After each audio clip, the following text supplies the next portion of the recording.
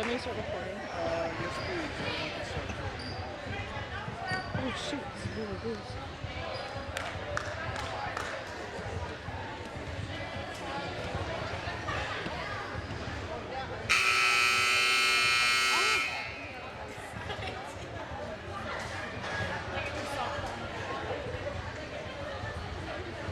Good evening, ladies and gentlemen. Welcome to Morey Courts for tonight's game with the visiting Cougars from Kalamazoo Valley Community College against your number 19 ranked Lakers from Mid-Michigan College.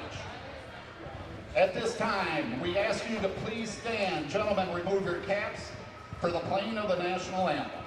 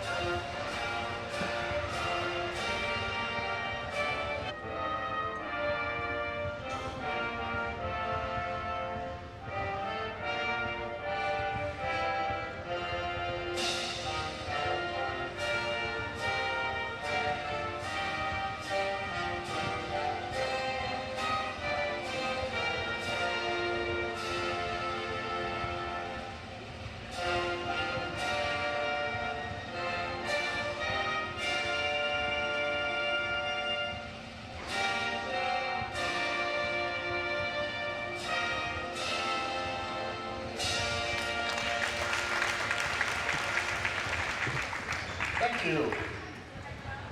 We'll start by announcing the starting lineup for the Cougars from Kalamazoo Valley. Number 20, Lena Steele. Number 22, Lauren Truan. Number 24, Mackenzie. Good evening. Chambers. Number 30, McKenna Wilson. And number 42, Grace Meacham. The Cougars are Good evening and welcome to Mid-Michigan Community College Morey Courts in Mount Pleasant, Michigan for today's Laker action between the number 19 ranked Mid-Michigan College Lakers and the Kalamazoo Valley Community College Cougars. Another day of doubleheader action on MAC TV Network. I'm Jared DeRosa. Glad we could bring it for you here live. As the women will take court first, and then after the women's game and a short break, we'll have the men's game for you here. The Lakers are trying to stay atop the MCCAA Western Conference. They are tied in first with a 10-2 conference record with Muskegon.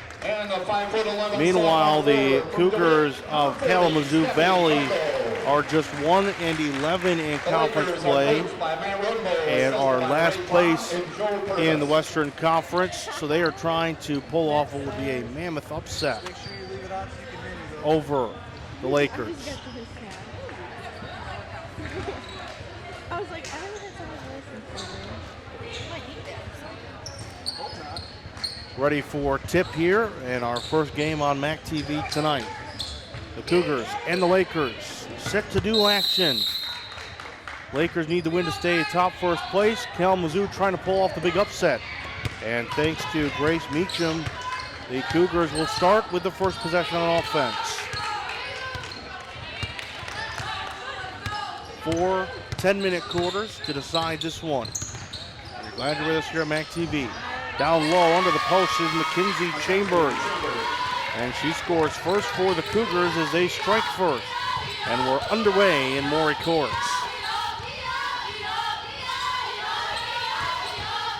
Savannah Peplinski drives. She can't quite find the bottom of the barrel. Rebounded away after it was slapped away by Lena Steele. That one's tipped away, almost goes back cross, although it might have been tipped anyways. And now a foul called against Savannah Peplinski. We've not even played a minute. And a foul has already been called against the Lakers. And against one of their better shooters in Savannah Peplinski. Lena Steele surveying what lies in front of her. She takes it, then kind of tries to hand it off to Meacham in the corner for three. He's buried by McKenna Wilson. And what a start for Kalamazoo Valley. 5-0 for the Cougars. 1-11 in conference play, dead last, but they could care less tonight. They're trying to pull off a big upset, which could knock the Lakers from first place, depending on what Muskegon does. Caitlin Ray hard to the basket, but she can't connect. Rebounded by Wilson, who just hit that big three on the other end. That one's stolen away by Mimi McNutt. It is bobbled, and jump ball will be called. Possession arrow goes to the Lakers. So Mimi McNutt tipped it away, and her hustle is rewarded by the jump ball. Cameron Myers will throw it into McNutt, and so the Lakers trying to find their first points of the evening. They trail 5-0. McNutt thought about the three, but passes it off instead to Steffi Kranko. McNutt launches one from three. Can't get it, but Caitlin Ray down low to get it. Spins, a little short, and it is taken away by Mackenzie Chambers. And the Cougars up 5-0. Down on the offensive end, trying to add on to that 5-0 lead.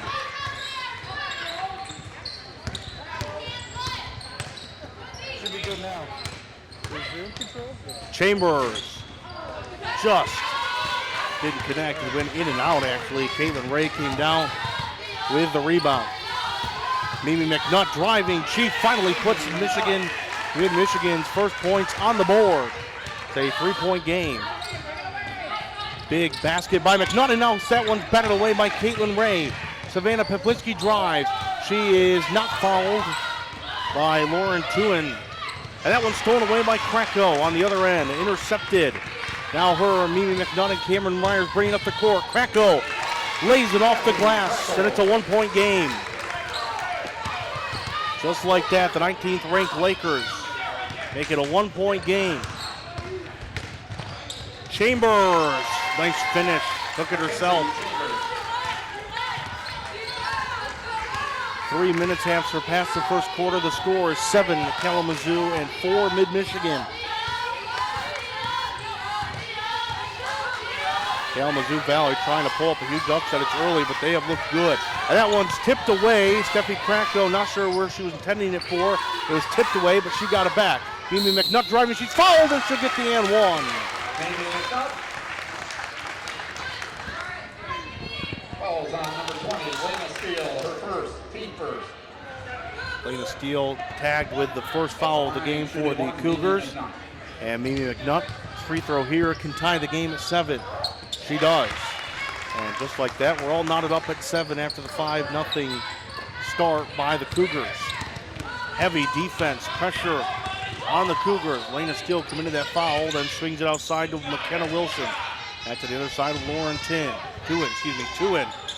Just inside the arc, it tipped off, and jump ball will be called. It's ball between Grace Meacham and Caitlin Ray. Kalamazoo keeps and retains possession.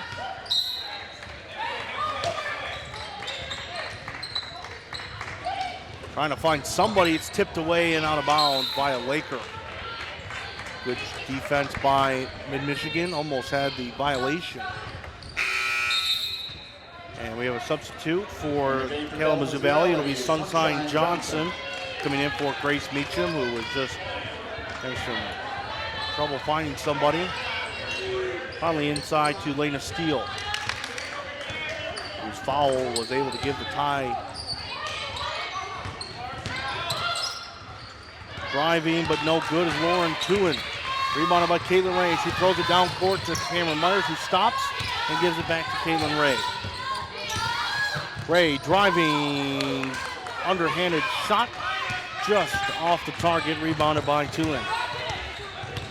Lauren Tuen, the freshman guard, right out of Kalamazoo. Didn't have to go very far for her travels.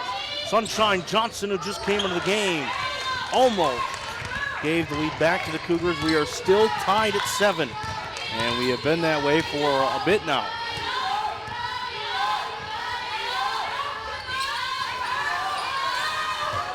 Steffi Kranko outside to McNutt. Thought about it, Now she'll stop and shoot, and she hits it. And for the first time in this game, the Mid-Michigan Lakers have a lead, and it's a 2-point lead. The defensive pressure worked, and they've rallied themselves back. And she stepped out of bounds, turnover. I can't see the number. It looks like it was McKenna Wilson. Yes, McKenna Wilson was the one that stepped out of bounds. Again, that pressure defense by the Lakers forced that. And so the Lakers, up now by 2, have a chance to extend that early 2-point lead. We've played 5 minutes in this first quarter, halfway through. Savannah Peplinski thought about it, steps in, drives, finishes. 4-point lead for the Lakers. And it's stolen away by Peplinski. And she puts it off the glass. Savannah Peplinski back-to-back layups. And that one's taken away. Lena Steele just lost the handle of that ball. And guess who? Savannah Peplinski came away with it. Now the Lakers reset up 13-7.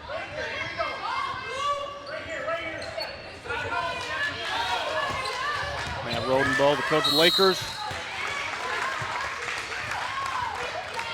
sending out instructions as McNutt's foul. Lauren Tuin, her first. Lauren Tuin is tagged with the foul. Coming in for the Lakers is Ellie Johnson. Coming in for the Cougars is Kelsey Martin and Victoria Mussel. For the Lakers, Ellie Johnson is in the Yeah, game. they're at practice. 2 free throws for McNutt. She makes the first. I look at it. Suddenly, after the Kalamazoo Valley Cougars had a 5-0 lead, they've only scored 2 since, while the Lakers have scored 15. A 15-2 run, and a timeout called by the Cougars. It'll be a 30-second timeout. Well, as I mentioned, the Kalamazoo Valley Community College Cougars are dead last in the Western Conference. They are 1-11. They also give up the most points. They give up over 1,500 points. Have given up over 1,500 points this season. That is last. Alicia Thomas, the head coach for the Cougars, maybe just kind of give this team some hope into a more promising 2020-2021 campaign, as they really have no hope for any postseason aspirations. But after that 5-0 start early, certainly a upset would have been a way to bridge that. But now they trail by 8 and have only scored 2 points since that 5-0 lead. Steele driving, the underhand shot can't finish. Caitlin Ray gets it. And the Lakers up tempo now. They have really taken this game over. Caitlin Ray can't finish. Rimmed out. Kind of rolled around the rim and just didn't go in.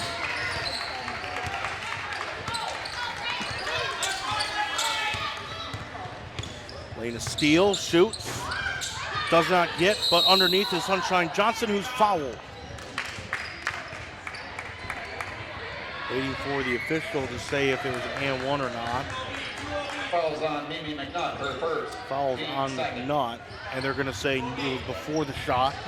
There's an on-floor foul, so there will be no shots. And that's the first against McNutt. McKenna Wilson screaming for that ball. She hits the deep three. Can't connect, but Lena still there for the rebound. Back out to McKenna Wilson. McKenna Wilson, another shot, can't get it. Caitlin Ray underneath for the rebound.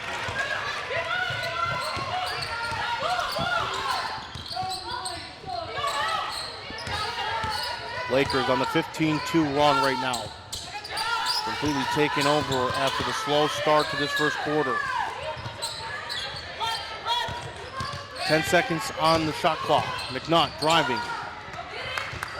Off the back of the rim and no good. Rebounded by Victoria Mussel, who came into the game shortly ago. 3 minutes to play in this first quarter. 15-7 Lakers.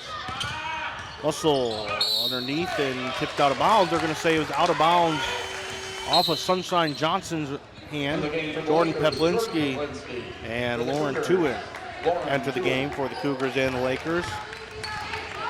So off of a Kalamazoo Valley Cougar means Laker possession of 15-7. We've been pretty steady at that 15-7 since Mimi McNutt hit those 2 free throws. McNutt with a nice move for the 3. She hits. McNutt for 3.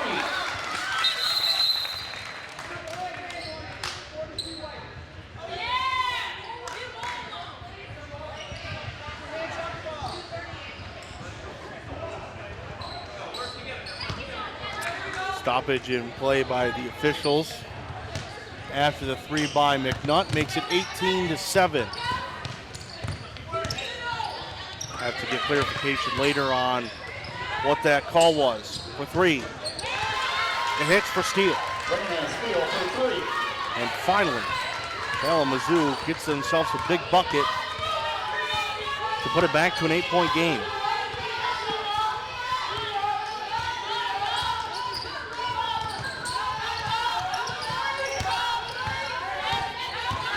Kracko trying to find a hole. He does not. Sends it back outside Ellie Johnson. Savannah Peplinski down low to her sister Jordan Peplinski goes up with it. Blocked away, and now a fight underneath the basket. Jump ball, possession arrow, Lakers with 2 seconds on the shot clock. Kennedy Crawford checks into the game.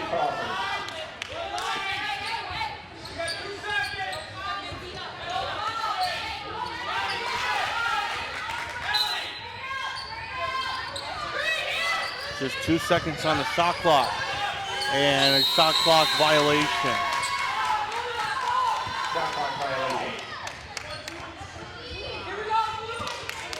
Heard the coach, I'm not sure, but I heard or not, the coaches were screaming. There was just 2 seconds on the clock. It seemed like some of the Lakers didn't quite know that, so shot clock violation. Nice move underneath by Sunshine Johnson, who goes up and is fouled by Kennedy Crawford. Falls on Kennedy Crawford, her first. Made a nice pivot move around Jordan Peplinski and went up with it and is fouled, so she'll go to the line for 2. It's only an 8-point game. Lakers win on that 52 run, but still only 8 points, and Johnson misses the first. At the line, Sunshine Johnson.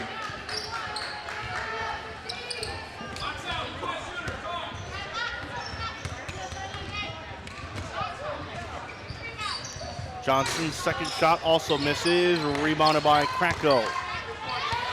So no points off of the free throws for Sunshine Johnson. And it remains 18-10 Lakers.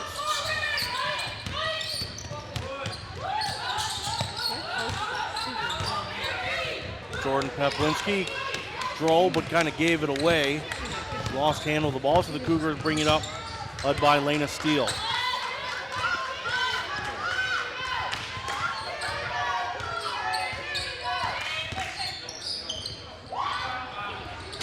Meacham can't quite connect, and that was touched out of bounds by the Cougars. Meanwhile, Caitlin Ray and Cameron Myers come into the game. Cameron Myers. For McNutt and Kracko.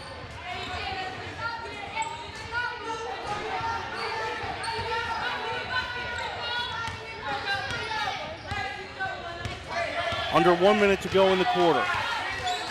18-10, Mid-Michigan leads. Tipped away, but Caitlin Ray able to corral it. Ellie Johnson for 3. She hits! Ellie Johnson for 3. Last 6 points have come off of threes for the Lakers by McNutt and Ellie Johnson. That one's hit off of Cameron Myers' leg. Off to Caitlin Ray. She can't finish though on the other side. And now a loose ball down low. It is taken away. Still having trouble with it.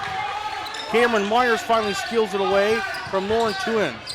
And the Lakers can get the last shot. 10 seconds, under 10 seconds to go on the game clock. Kennedy Crawford had that one stolen away by by Lena Steele. And that is how the end of the first quarter ends. So after one quarter, the score of Mid-Michigan 21, Kalamazoo Valley 10. We'll be right back after this short break on MAC TV. And McKenna Wilson for the Lakers, Mimi McNutt. Sports are about more than just a game. High school sports bring the community together.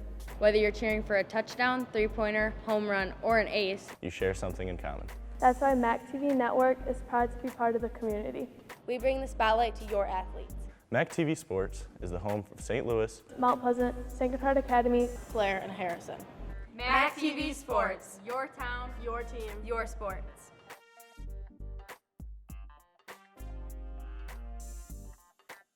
Hey, Michigan! Did you know that filling out the census means valuable education programs for your children's schools? Head Start, special education programs, and Title I for school funding all benefit from your participation in the census. And when schools benefit, your child does too. Your voice does count. So come on, Michigan, we're counting on you. Be sure to fill out your census in the spring of 2020.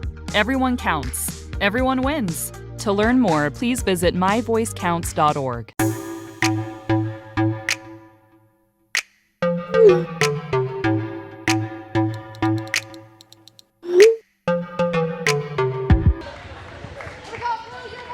Quarter two set to begin here between Mid-Michigan and Kalamazoo Valley. Welcome to our MAC TV Network production. I'm Jared Rozier. The score after first quarter, 21 Mid-Michigan, 10 Kalamazoo Valley.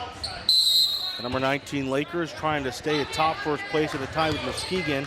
So depending on what the women Muskegon team does, the Jayhawks, Lakers trying to maintain first position, first place by themselves, without a bomb on the Laker. Kalamazoo will get the first possession of quarter number two. 10 more minutes until halftime of this one. Lakers have won 2 straight. Cougars have lost 10 in a row, trying to break that streak and pull the upset. 10 on the shot clock. Steele deep from 3, just off. Looked like to the right, and Mimi McNutt came down with the rebound. Slings it way down, and Savannah Piplinski was there. Beautiful pass from McNutt, and a nice finish by Savannah Piplinski. And that one slapped and stolen away by Caitlin Ray. It was intended for Lauren Tuin. McNutt from 3. Launches but can't connect, and out of bounds as Victoria Muscle just let that one go out of bounds, so the Cougars will take over down by 13. The largest lead of the game for either team is now 13 by the Lakers, which they currently hold. That one slapped away by Cameron Myers. It was intended for Elena Steele. And over the back, Cameron Myers just kind of slapped that one away like a defensive back. Again, Victoria Muscle will sling that one in to her teammate McKenna Wilson.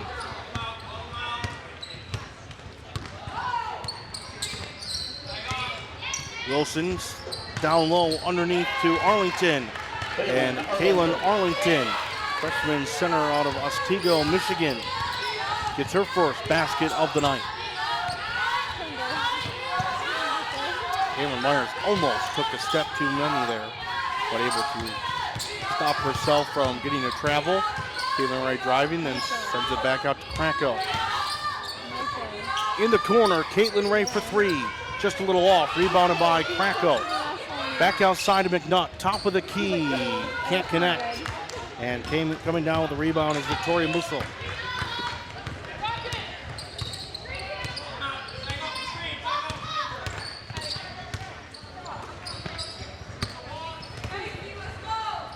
Cougars need to get some points and play some defense. That was just a wild shot. Wild 3 by Steele that did not connect, didn't even hit the rim. Caitlin Ray in a battle, and she loses possession. Great job by Victoria Musso. Down the other way, McKenna Wilson is fouled as she goes up. That will be Savannah Piplinski's second if it is on her. No, it's going to be called on Stephanie Krakow, her first. Coming into the game for the Cougars is Grace Meacham. And Victoria Musso, who heads out, she's had a pretty good few minutes there on both sides of the court. So McKenna Wilson led to the line to shoot 2. She makes first. It's a 10-point game. Cougars, even though they went out to a 5-0 lead and then watched the Lakers going a 15-2 run, have found themselves in a position here in the second quarter to at least give them some hope. Down by just 10, and now McKenna Wilson's second free throw. Lane violation against Kalamazoo, so the second free throw does not count. So it would have counted, but a lane violation was called against Kayla Arlington, and so just one is made, so still a 10-point Laker lead. Big foul against Arlington, need those points. Kracko, tough shot, can't quite come down with it. Arlington comes down with the rebound. Boy, that was a nice looking shot. It was tough, but a good looking shot by Kracko, but just did not fall.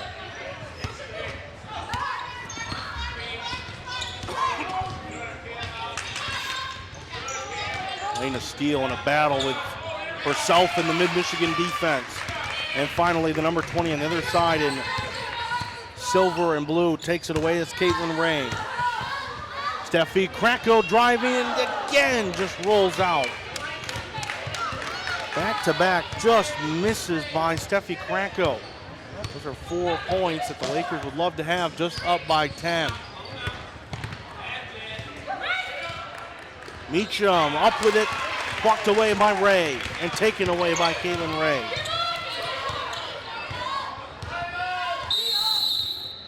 Timeout called by the Lakers and Matt Rodenbow. 30-second timeout. Just be a 30-second timeout for the Lakers. So funny. Alex doesn't give up. He's like, Mentioned a couple times tonight that the Lakers are tied in first place with a 10-2 Western Conference record with the women Muskegon Jayhawks.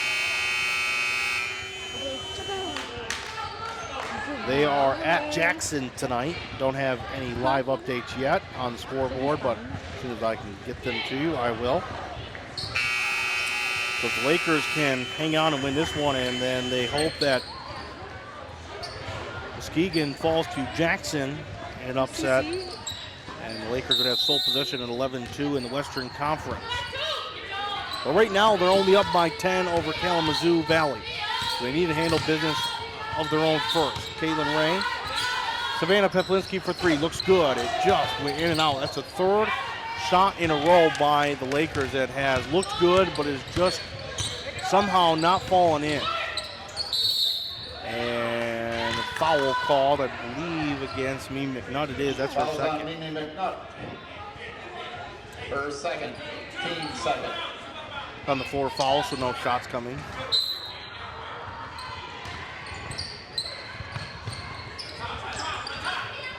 Swinging back outside to Mackenzie Chambers. Now back to McKenna Wilson.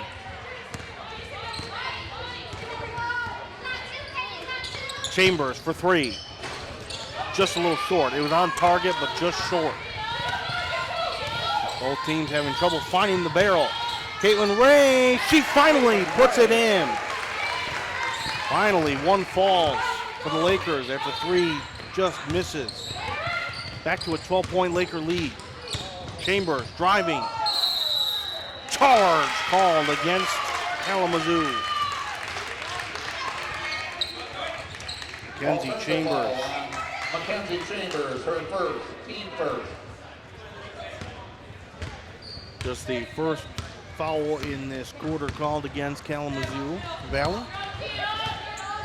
12-point Laker lead with possession. Nice pass, nice feed to Caitlin Ray, but nice defense by the Cougars to stop what looked like a nice play. Cameron Myers found a spot, handed off to Peplinski. Jordan Peplinski finishes. And that one's stolen away the second time tonight. Savannah Peplinski has stolen right away and put it up for an easy 2. And just like earlier, Kalamazoo just having trouble. Underneath the basket, a hard hit for Sunshine Johnson, Jordan Peplinski. Meanwhile, outside, Lauren Tuin hits a big 3 and stops some of the momentum for the Lakers.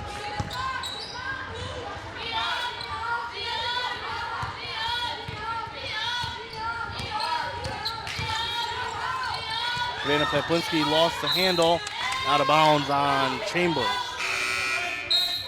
Steffi Kracko and Kelsey Martin enter the game, back into the game for the Lakers and the Cougars respectively. Savannah Peplinski set to throw in to my left. Lob pass inside to Kracko. Savannah Peplinski thought about it, didn't take it. Caitlin Ray driving, can't quite finish. Rebounded underneath the basket by Sunshine Johnson. Still a 13-point Laker lead. From deep for three, Tuen trying to hit another one. Can't connect this time.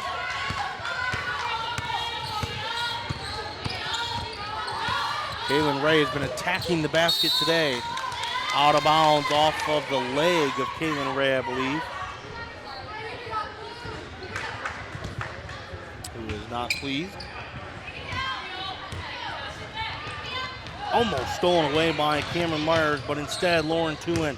Nice feed underneath to Sunshine Johnson, who puts it in the basket and cuts the deficit to 11.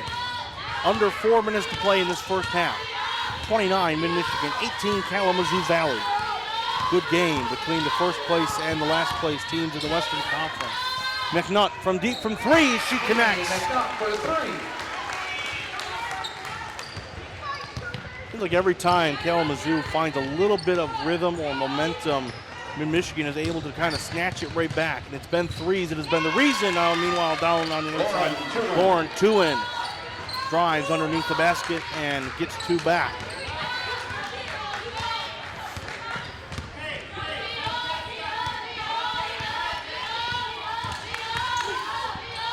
Savannah Peplinski driving. Caitlin Ray trying to find something, couldn't, sends it back out. Savannah Peplinski for three. She nails it. Savannah Peplinski for three.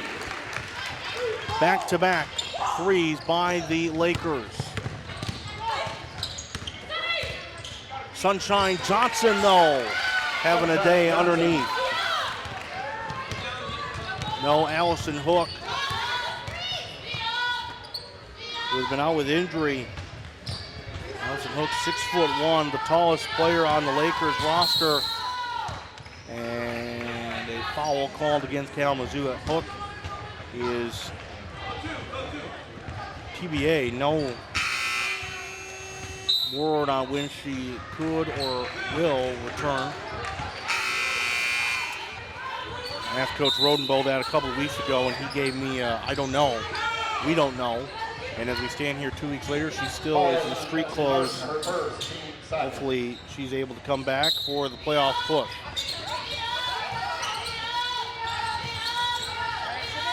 Savannah Peplinski just has a swing it out deep to Mimi McNutt. Good job by Peplinski and McNutt to get that just before the violation. 13-point Laker lead, 2.5 to go, 10 on the shot clock.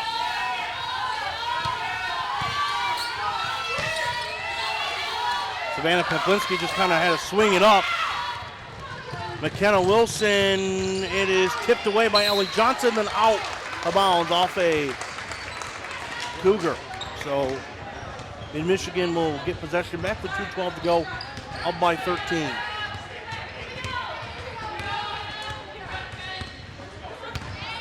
The score is 13, but at times Kalamazoo Valley has done themselves a job to get back in it, but every time they've had some momentum, Mid-Michigan has killed them with what has really been mostly threes.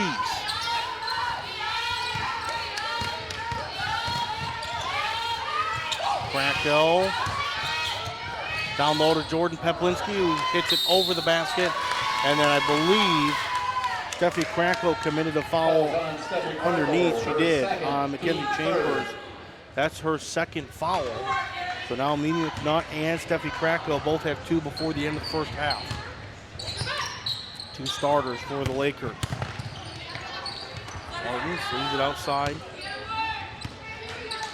Lena Steele's been busy in this first half. Her and Sunshine Johnson have been two of the bigger names I've called. McKenna Wilson steps inside the arc. Can't connect. A little too strong. Under a minute and a half to go in this first half. Lakers with a 13-point lead. Jordan Peplinski for three. Unable to connect. Cougars coming down the court. Martin for three. Well off the mark there. Down the court, Savannah Peplinski. She's been there all night, just can't quite connect, but then out of bounds off of Peplinski. Under a minute to go in this first half. still a 13-point Laker lead. Looked like maybe Kenna Wilson might have gotten hit on the mouth. She's still holding it as she comes up court. I think she's all right. Sunshine Johnson trying to Martin for three. She connects. That's Mackenzie Chambers. Makes it a 10-point game. 30 seconds to go. The shot clock and game clock are about a 3-second differential. The Lakers cannot take the final shot. They could wait if they wanted to. Ellie Johnson says nope, and we'll get that three right back. No shot clock. There's 20 seconds on the game clock. No shot clock. It's a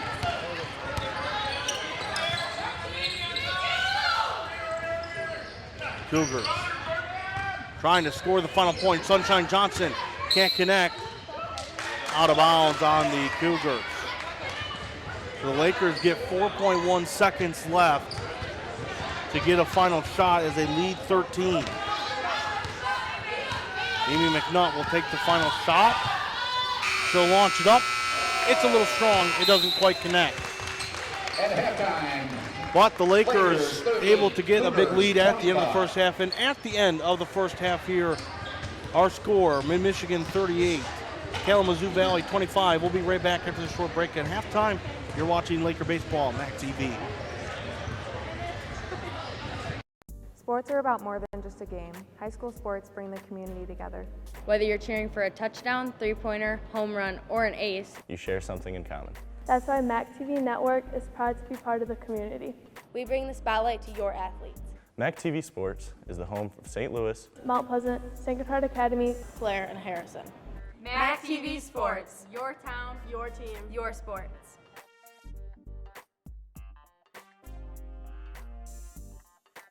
Hey, Michigan! Did you know that filling out the census means valuable education programs for your children's schools? Head Start, special education programs, and Title I for school funding all benefit from your participation in the census. And when schools benefit, your child does too. Your voice does count. So come on, Michigan, we're counting on you. Be sure to fill out your census in the spring of 2020. Everyone counts. Everyone wins. To learn more, please visit myvoicecounts.org.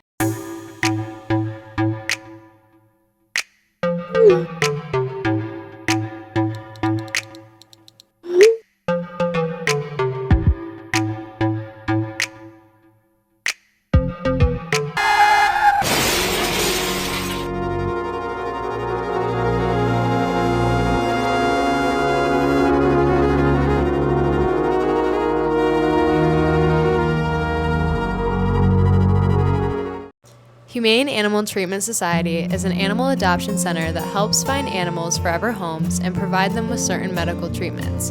There are many ways you can help their cause. You can volunteer at HATS by running and reading with the animals, helping the staff with daily routines, and photographers can take pet pictures to boost their portfolio. There are still many animals looking for a forever home. See other ways you can make a difference at www.hatsweb.org.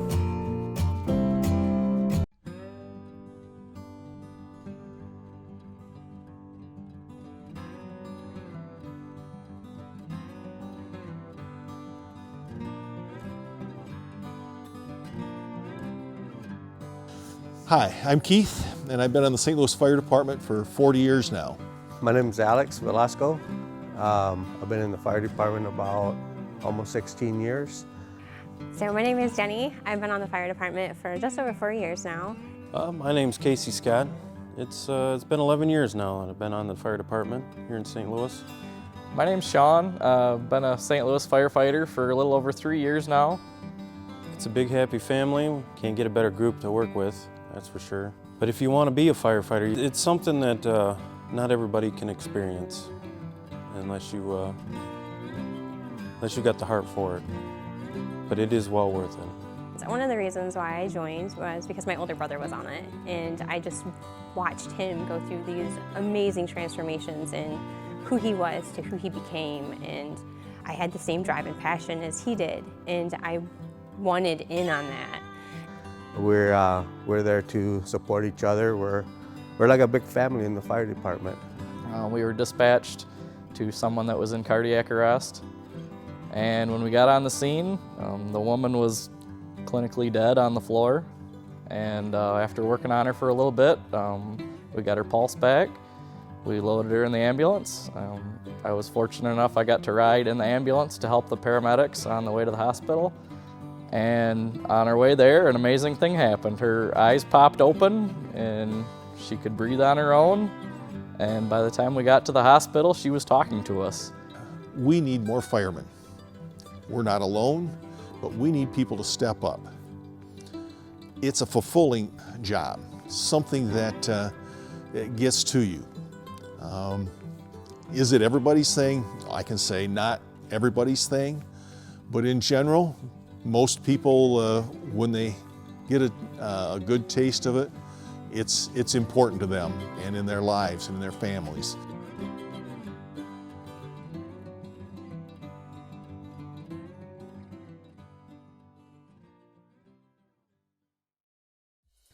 MAC TV Network is a local public access station that offers a variety of services, from in-studio interviews, wrestling, and so much more. We cover local concerts, sporting events, and activities around the community. Members of the community can come in and take a free workshop to learn anything from editing to camera work, broadcasting on Charter Channels 187 and 191, serving Gratiot, Isabella, and Clare counties. Hey Michigan, did you know that filling out the census helps fund life-saving medical programs? Money for Medicare, Medicaid, and My Child are directly tied to your participation. Filling out the census is quick, easy, and beneficial for you and your family. Your voice does count. So come on, Michigan, we're counting on you. Be sure to fill out your census in the spring of 2020. Everyone counts, everyone wins. To learn more, please visit myvoicecounts.org. Hey Michigan, the census is confidential, so let your voice be heard. It's the law that personal information cannot and will not be shared with any agency, and you won't be asked about your citizenship or immigration status. Don't let rumors, misunderstandings, and misinformation prevent you from filling out the census. Your voice does count. Be sure to fill out your census in the spring of 2020. Everyone counts, everyone wins. To learn more, please visit myvoicecounts.org. Hey Michigan! Did you know that filling out the census helps with school lunches for your children? Money for school lunches relies pretty heavily on your census participation. Filling out the census is quick, easy, and beneficial for you and your family. Your voice does count. So come on, Michigan, we're counting on you. Be sure to fill out your census in the spring of 2020. Everyone counts. Everyone wins. To learn more, please visit myvoicecounts.org. Sports are about more than just a game. High school sports bring the community together. Whether you're cheering for a touchdown, three-pointer, home run, or an ace, you share something in common. That's why MAC TV Network is proud to be part of the community. We bring the spotlight to your athletes. MAC TV Sports is the home of St. Louis, Mount Pleasant, St. Gotthard Academy, Clare, and Harrison. MAC TV Sports, your town, your team, your sports.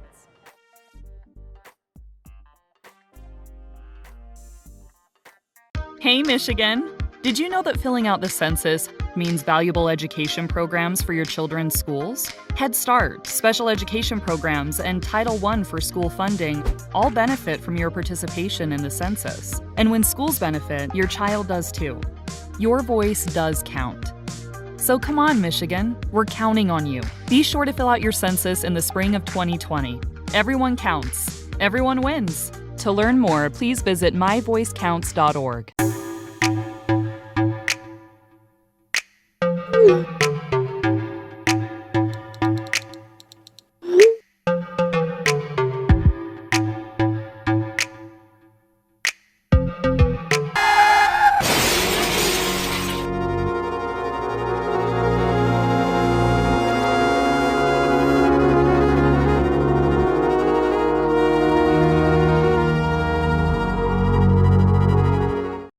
Humane Animal Treatment Society is an animal adoption center that helps find animals forever homes and provide them with certain medical treatments. There are many ways you can help their cause. You can volunteer at HATS by running and reading with the animals, helping the staff with daily routines, and photographers can take pet pictures to boost their portfolio. There are still many animals looking for a forever home. See other ways you can make a difference at www.hadsweb.org.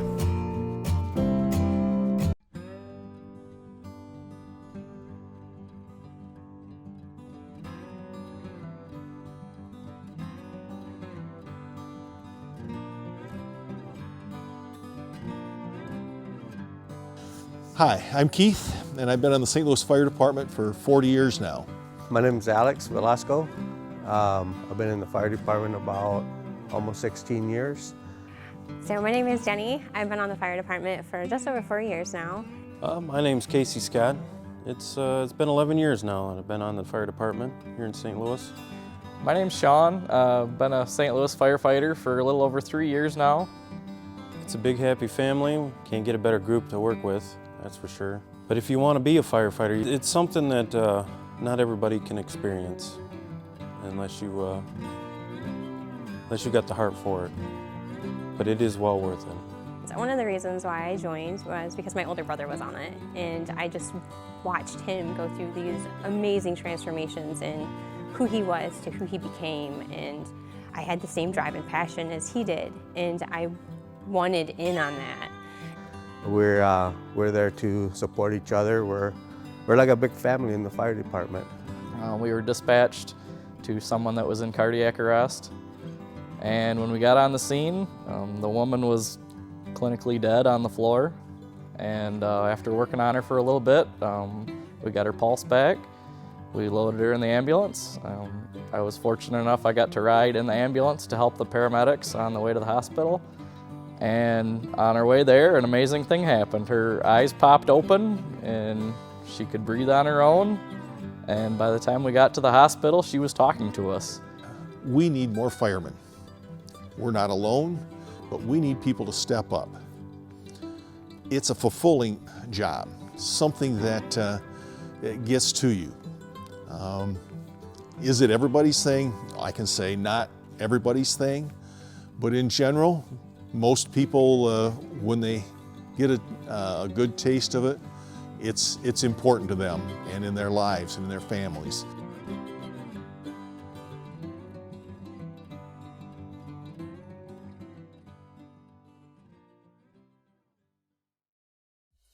MAC TV Network is a local public access station that offers a variety of services, from in-studio interviews, wrestling, and so much more. We cover local concerts, sporting events, and activities around the community. Members of the community can come in and take a free workshop to learn anything from editing to camera work.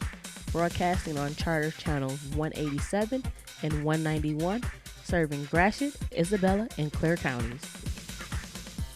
Hey Michigan, did you know that filling out the census helps fund life-saving medical programs?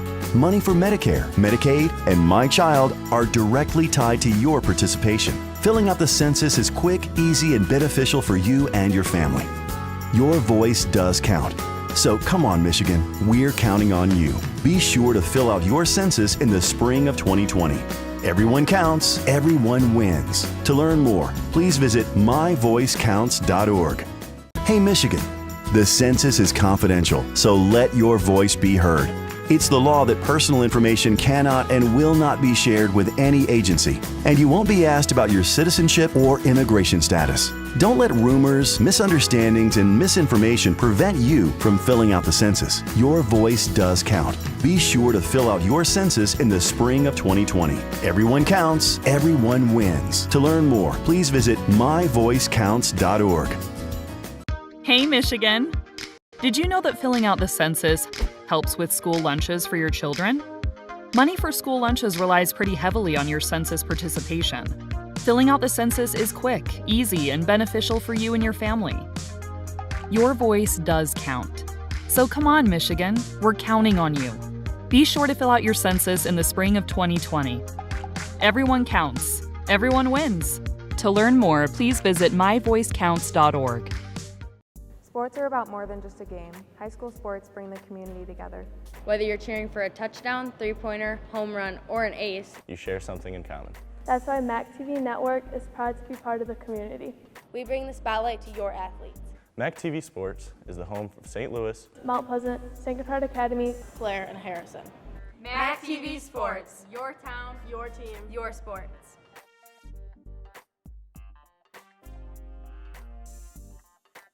Hey, Michigan! Did you know that filling out the census means valuable education programs for your children's schools? Head Start, special education programs, and Title I for school funding all benefit from your participation in the census. And when schools benefit, your child does too. Your voice does count. So come on, Michigan, we're counting on you. Be sure to fill out your census in the spring of 2020. Everyone counts. Everyone wins. To learn more, please visit myvoicecounts.org.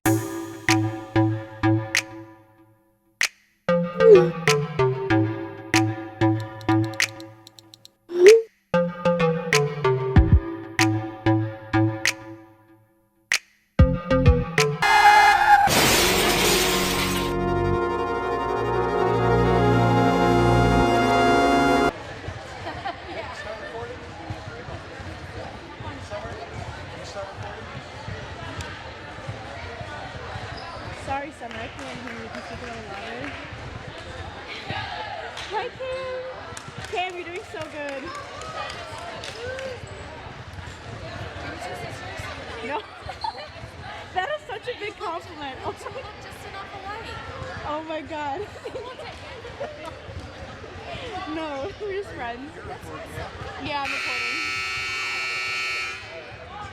Lakers possession to start the third quarter. Yeah, Cam. I'm just gonna say we're sisters. Third quarter set to get underway between Mid-Michigan and Kalamazoo Valley. The Lakers take a 13-point lead into the second half, trying to maintain first possession in the Western Conference, and Steffi Kracko goes up strong. Thought she was fouled. It looked like she may have been. No foul call, but she gets to two anyways, and we're off to a fast pace to start half number two. Jump ball called. Caitlin Ray and Lena Steele. And the jump ball will go to the Cougars. 20 more minutes to decide this game. 2 10-minute quarters. Mimi McNutt. Nice defensive job down there to slap it away, but it is out of bounds on McNutt.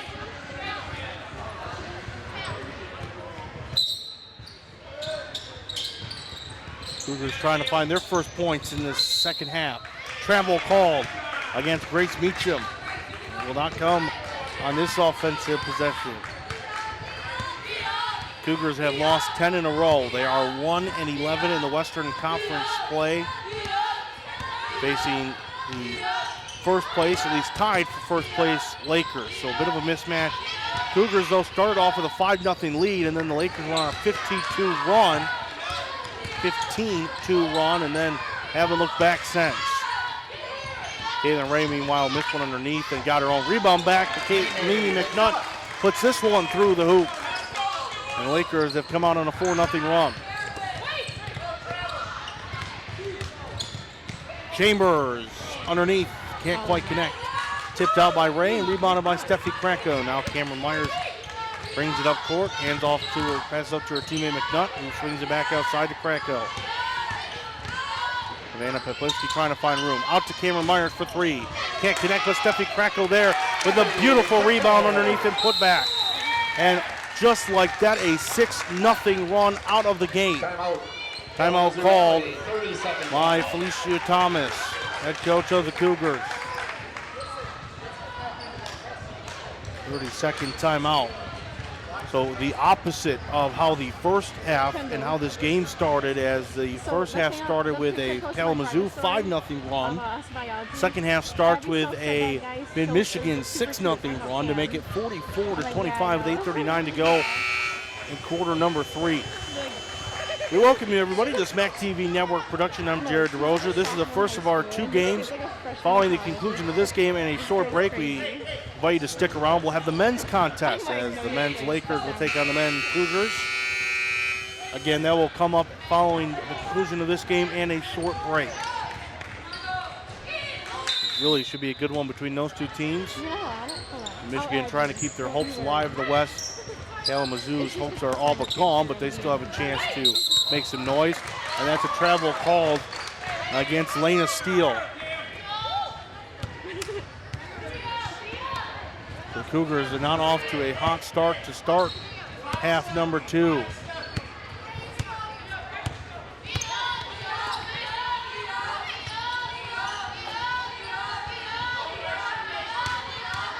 Steffi Krakow drives, and a foul called against Grace Meacham, who is covering her face.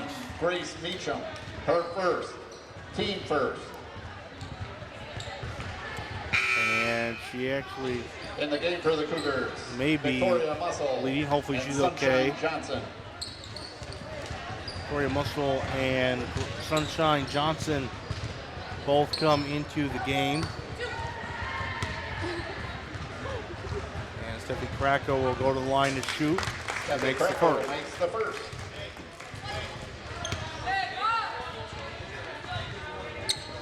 And Steffi Krakow makes both.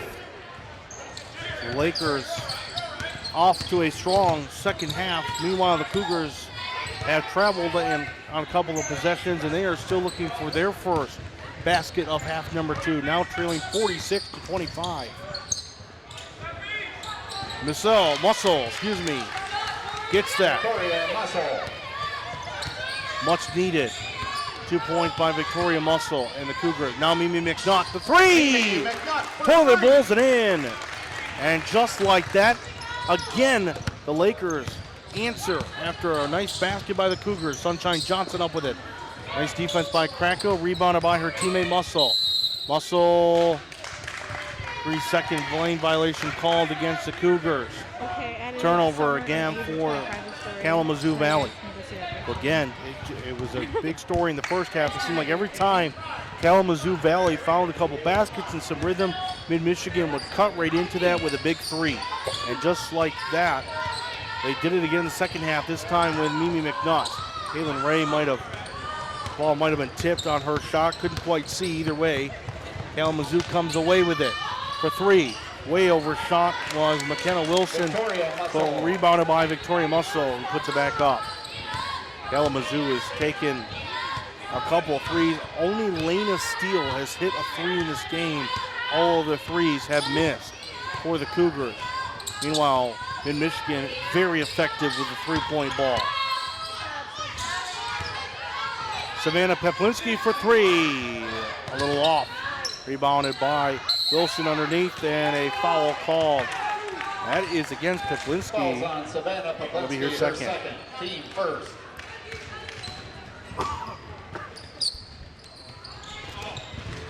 And a little scrum for it between Steele and Ray, and it's taken away by Caitlin Ray.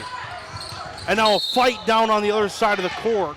Excuse me, not a fight, but a little bit of a tussle.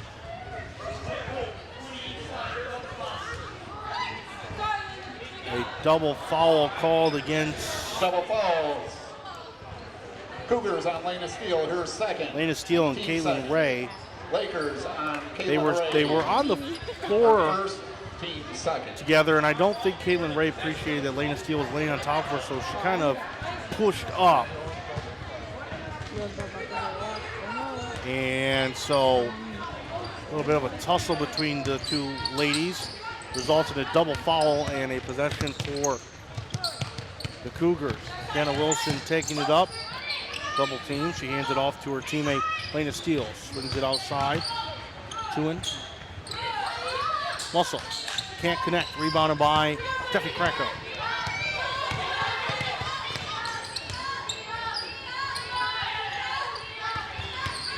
Amy McNutt driving. She finds the basket. 6 minutes to go in quarter number 3. It's a 51-29 Laker lead all over the Cougars. High throw for Victoria Muscle, but she's able to get up a shot, and a foul called. I believe it's against McNutt. That would be her third if it is. It is. That's her third. Team third. So McNutt becomes the first of either team in really any foul trouble. And Victoria Muscle will go to the line to shoot two.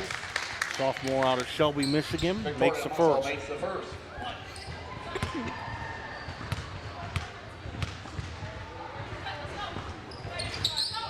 The two free throws cuts it to a 20-point Laker lead, 51-31. with just under 6 minutes to go in quarter number 3.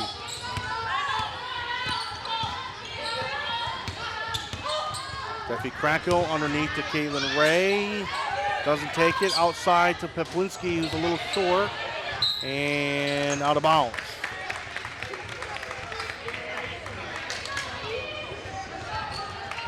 It might have actually been a 2. Like Peplinski's foot was just inside the arc. Either way, doesn't matter because it doesn't count.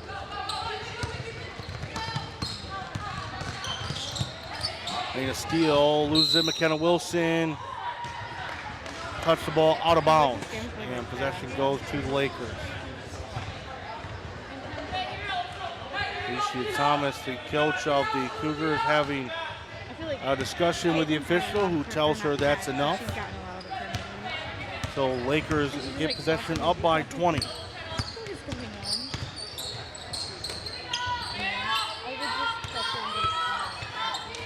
That one's stolen away by Sunshine Johnson. Cougars have numbers down the floor. Lena Steele is fouled.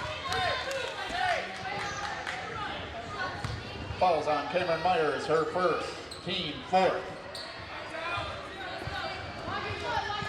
Cameron Myers tagged with her first foul. Lena Steele will go up for 2. She makes the first, so it's a 19-point deficit for the Cougars.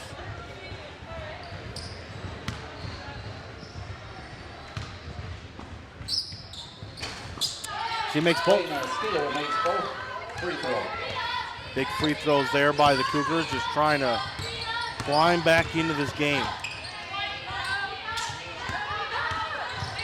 Ray comes back with a nice little hook shot. And the lead expands back to 20. Eplinski, who has already stolen 3, almost stole 1 there. Muscle had all sorts of trouble, but a great job to finish by Victoria Miss Muscle.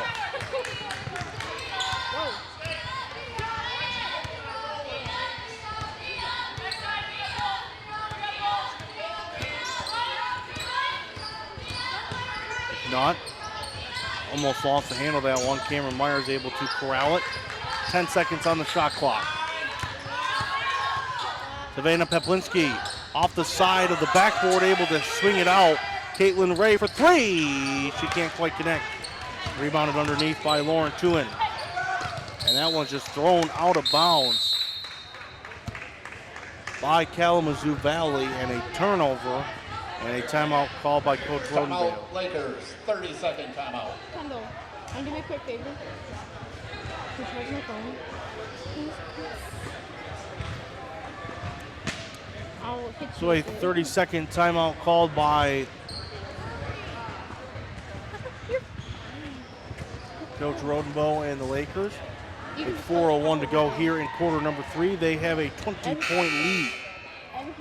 A little bit of sloppy play this last minute or two has forced Coach Rodenbow to use one of his 30-second timeouts to corral the Lakers and maybe reset. 4:01 to go in quarter number 3.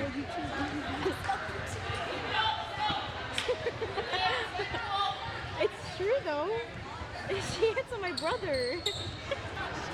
But I mean, at least they're in the same grade. 4 minutes to play in quarter number 3. All Lakers in this one.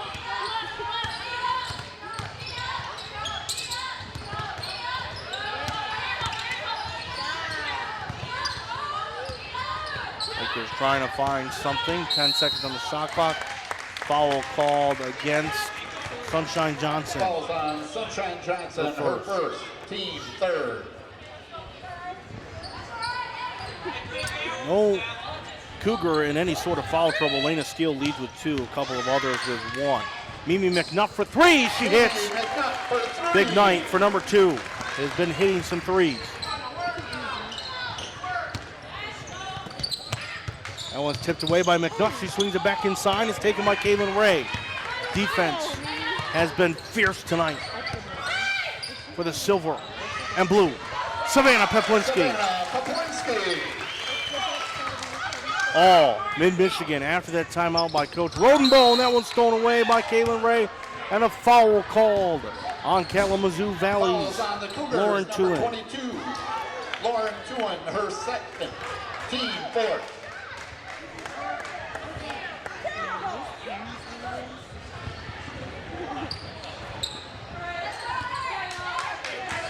.3 lead for the Lakers.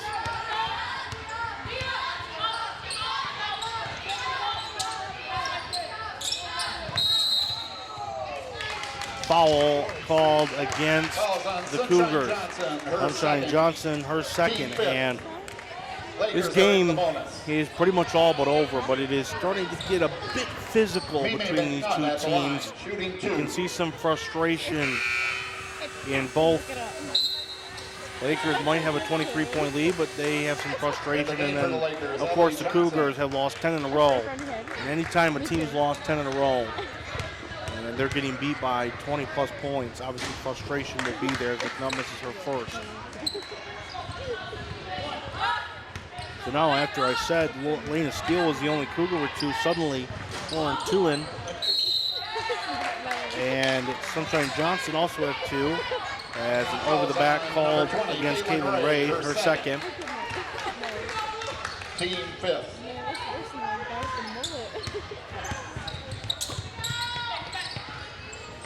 And that one's just way overthrown by Lauren Tuin, and it has been a disastrous night in that department for Kalamazoo Valley.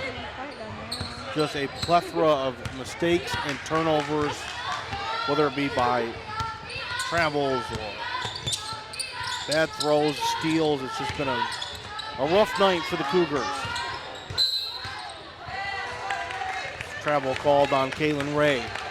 Still a 13-point Laker lead with 2:39 to play in quarter number 3. This game, you just hope nobody gets hurt and it doesn't get any more chippy than it has been already.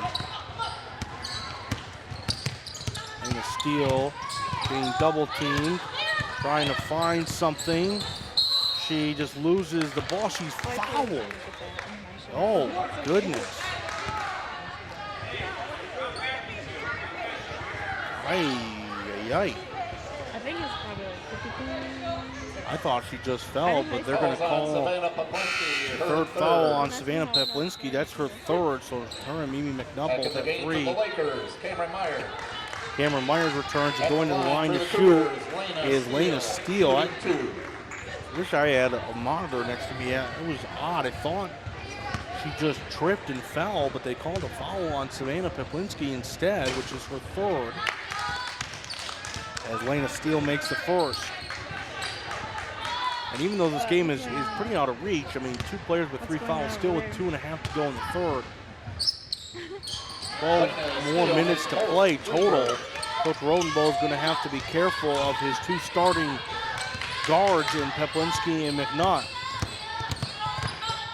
Savannah Peplinski with the ball now.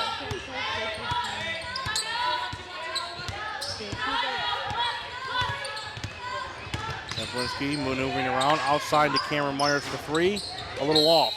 And a over-the-back called against Ellie Johnson. That'll be her first foul. Fouls on Ellie Johnson, her first. And they'll go to the line to shoot because they're in the bonus. Both teams, actually.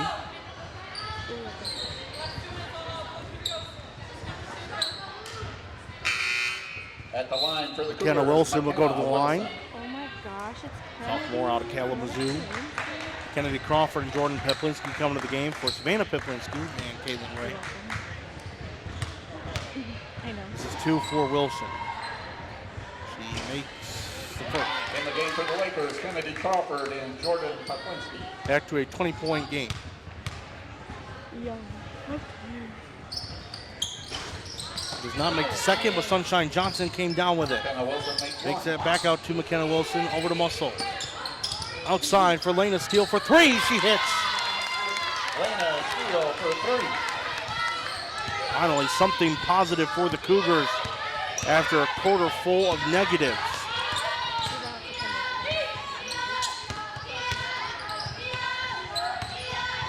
Kennedy Crawford, nice move inside.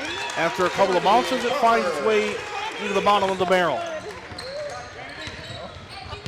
19-point Mid-Michigan lead with a minute and a half to go in quarter number 3. Get better.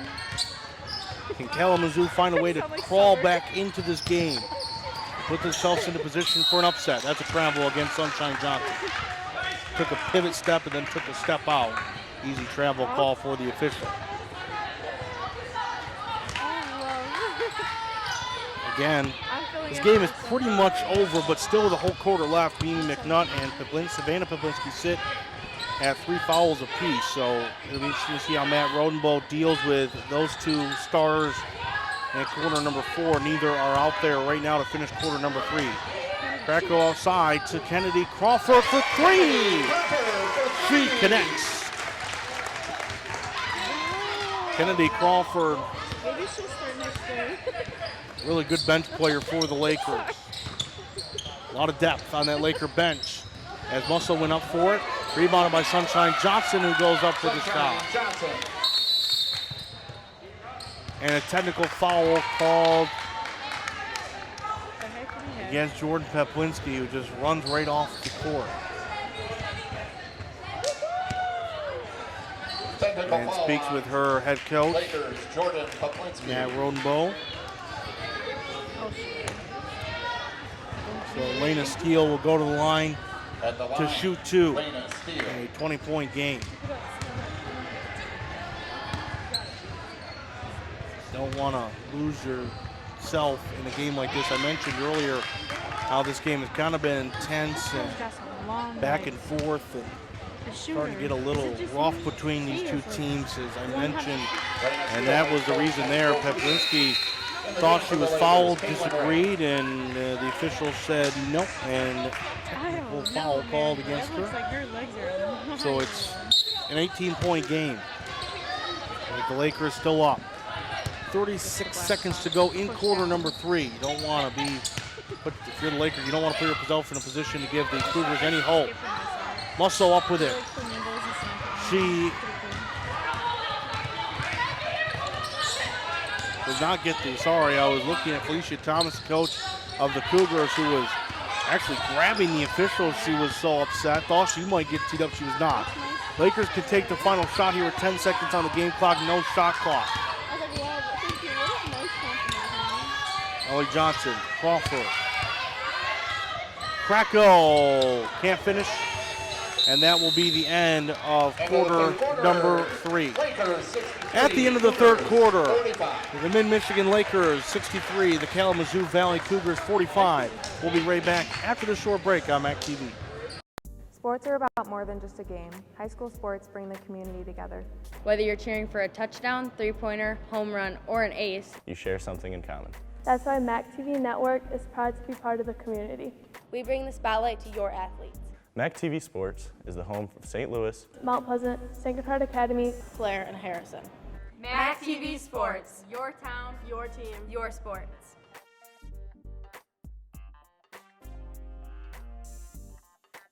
Hey, Michigan! Did you know that filling out the census means valuable education programs for your children's schools? Head Start, special education programs, and Title I for school funding all benefit from your participation in the census. And when schools benefit, your child does too. Your voice does count. So come on, Michigan, we're counting on you. Be sure to fill out your census in the spring of 2020. Everyone counts. Everyone wins. To learn more, please visit myvoicecounts.org.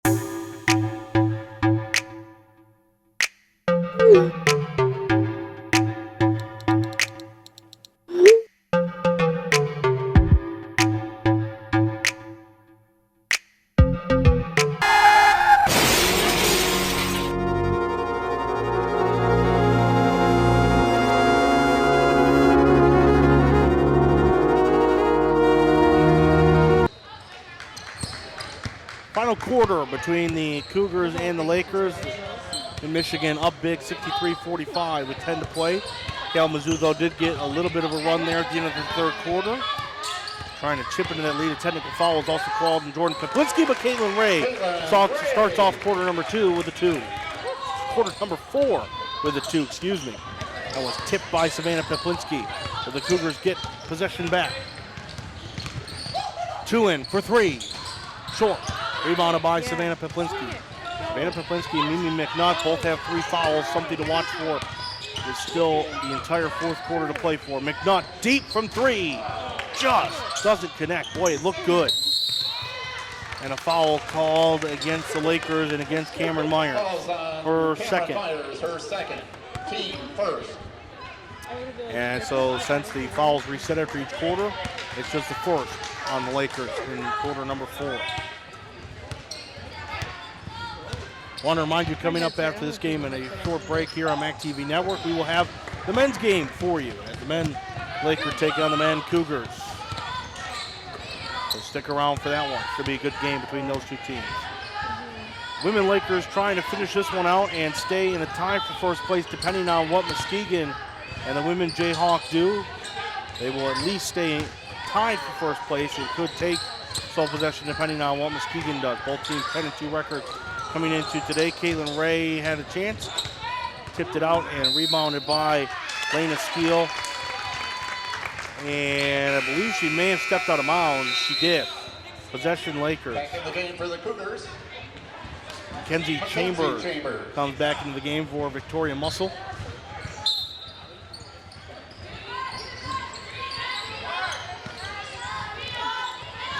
Vanna Peplinski throws it, a deep pass for Mimi McNutt that she comes down with. McNutt outside to Myers. Back outside to Savannah Peplinski.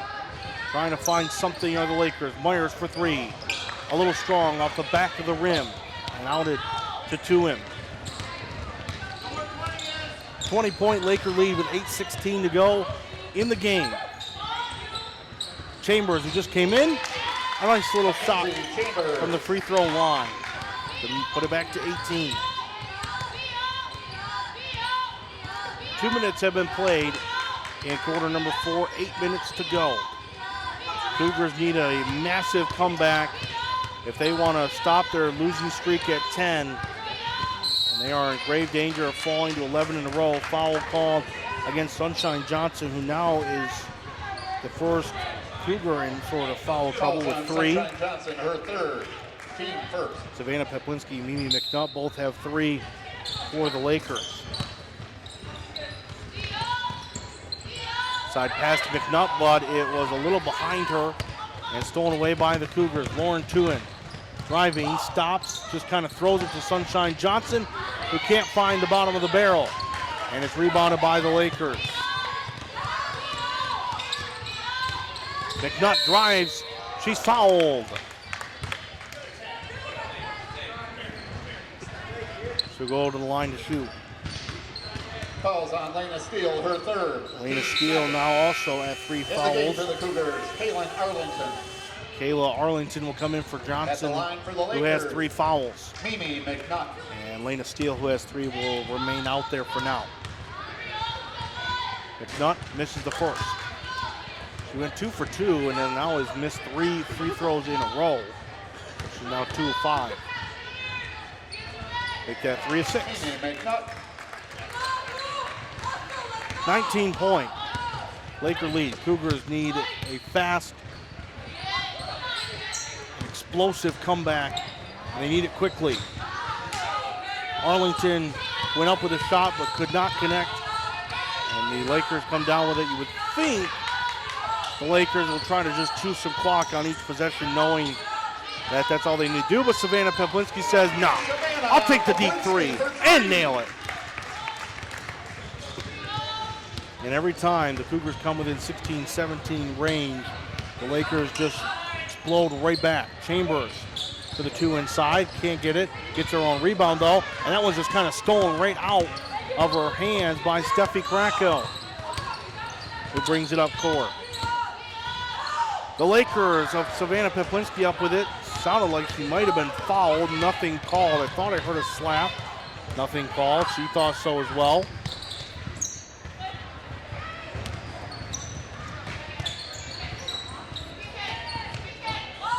Steele for 3, she connects. Lena Steele for 3. Her second 3 of the night and a big one. Put it back to a 19-point deficit.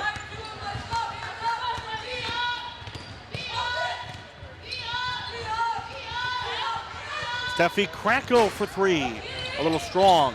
Kaylin Ray came down with it and out of bounds on Ray. She thought it might have been out on Mackenzie Chambers. For the Cougars, Kelsey Martin. Timeout called by Matt Rodenbow of the Lakers. This is a full timeout. And he uses one of the 2 full timeouts that he owns. He has a 30-second timeout. Kalamazoo Valley has 2 fulls and a 30 seconds still left with 6:01 to play. A 19-point, 69-50 lead for the Lakers in this final quarter. Again, the game started out with a 5-0 run by Kalamazoo Valley, and then Mid-Michigan went on a tear. They went on a 15-2 run and have not looked back since. And they took the 9-7 lead. That was when it was 7-7, that was the last time it was tied. And the Lakers have not been trailing since it was 7-5 in favor of the Cougars. Since that point, it has been all Mid-Michigan. They found their stride on that 15-2 run and have been teetering around 20-point lead since about the start of the third quarter. It's been around 20-point lead for Mid-Michigan.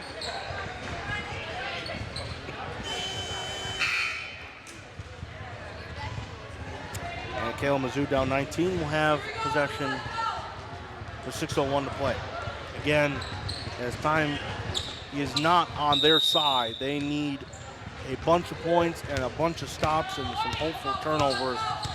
Put themselves back into a position to have a chance to win this game. Lena Steele has hit some threes. She might be the go-to Cougar. That's a three by Kelsey Martin that misses. And Kayla Rain was trying to go for the rebound underneath. Lena Steele, her fourth. And Lena Steele third. Tagged with the foul. That is her 4th foul. So what has been the Cougars' best outside shooter now sits at 4 fouls.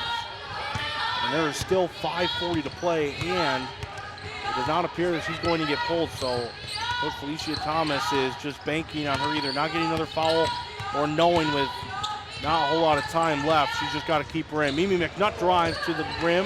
She can't finish. Cougars get the rebound.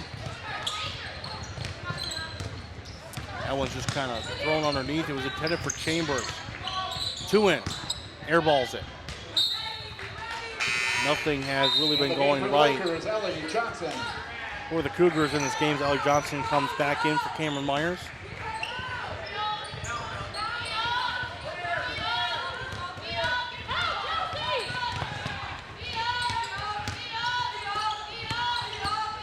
Mimi McNutt driving again, and this time she'll get the and one. And if that is against Steele, that's against Lena Steele, that will be her 5th. Fouls on Lena Steele. It is. So she has fouled out.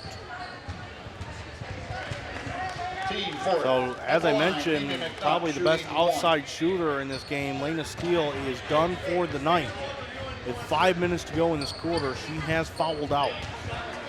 And Mimi McNutt is set to go to the line to shoot here. And makes the first. Makes them both. Oh, they're going to say it was a 3-point play. My bad. So it is a 72-52 or 72-50 lead. Excuse me, 22-point lead. Lead for 3 was Kelsey Martin. Could not connect. And you don't blame her because the Cougars need threes. Really, the only way they're going to get back is some sharp shooting and some defense and hopeful turnovers by the Lakers. And a foul call, that may be against Sunshine Johnson, which would be her 5th. Excuse me, her 4th. Sunshine Johnson, it is her 4th. Steffi Krakow will go to the line. And coming into the game is Grace Meacham. She'll come in for Johnson. At the line for the Lakers. Sunshine Johnson had a pretty good game herself. So now she's on the bench with 4. Lena Steele is out with 5. And Steffi Krakow makes the first. A 23-point lead for Mid-Michigan. Steffi Krakow makes both free throws.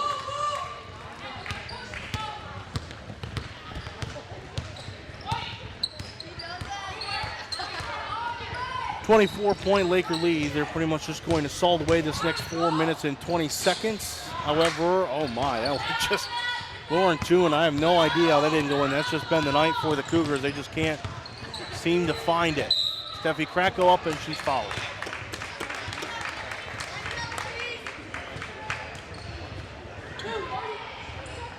We go to the line to shoot two. McKenna Wilson, her first. That's McKenna Wilson, her first for the Cougars.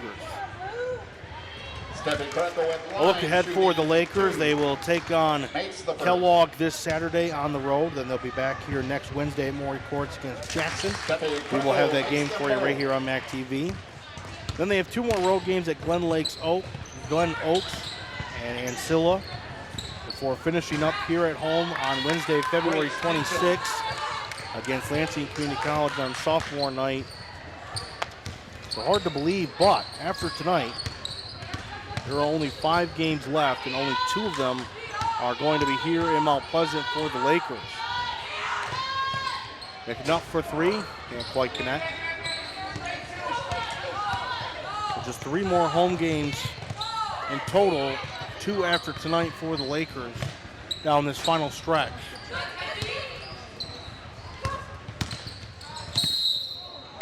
Oof, tough hit for Kelsey Martin. Good sportsmanship by Ellie Johnson to try to help her up. Her fourth. That is McNutt's 4th foul. It not really matter at this point, but she is a foul away from having to leave the game for the rest of the contest.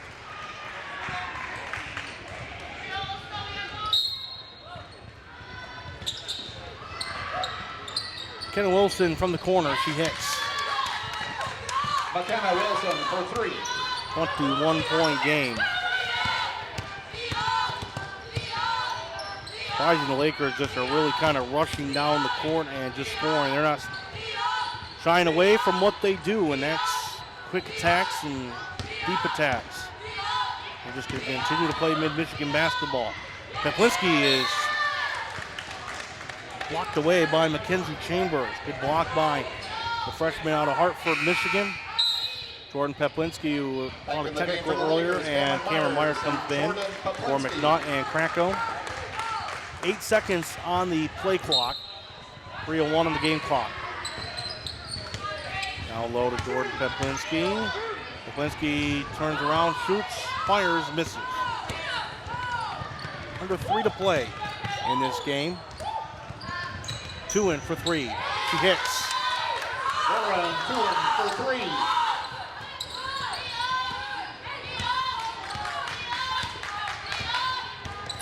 Cougars have not lost hope yet. Nice pass, sister to sister. Peplinski to Peplinski. And a big 2 to stop the bleeding, the minimal bleeding, and a timeout call by Felicia Thomas. Timeout, Cougars. 30-second Just timeout. a 30-second timeout. That will be the Cougars' last 30-second timeout. It is a 20-point lead for the Lakers. Again, if they hang on and Muskegon loses, they will take sole possession of first place. If the Lakers and the Jayhawks both win tonight, then they will both remain tied for first place in the Western Conference. Again, we want to remind you, coming up following the conclusion of this women's contest and a short break here on MAC TV, we will have the men's contest for you. The Kalamazoo Valley Community College Cougars come in to face the Lakers.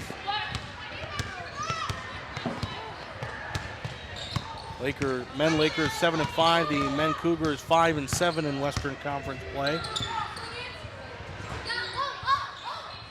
Kalamazoo is 2 minutes away from losing their 11th straight. Meanwhile, the Lakers are 2 minutes away from winning their 3rd straight. Number 11, Kennedy Crawford, her 2nd. Team 3rd.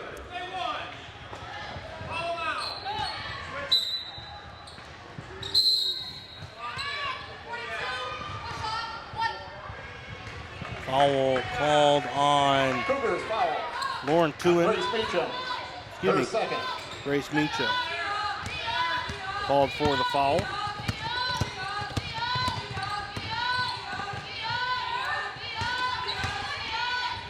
2 minutes to go in this final quarter. Over the back called on Grace Meacham. That'll be her third. Back-to-back fouls on her. Fouls on Grace Meacham, her third. Jordan Peplinski will go to the line with exactly Lakers 2 minutes to play. Jordan Peplinski shooting and 2 minutes exactly on the clock. This is the first.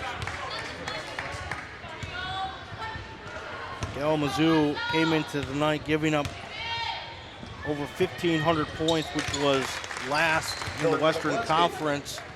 They will give up at least 79 more tonight.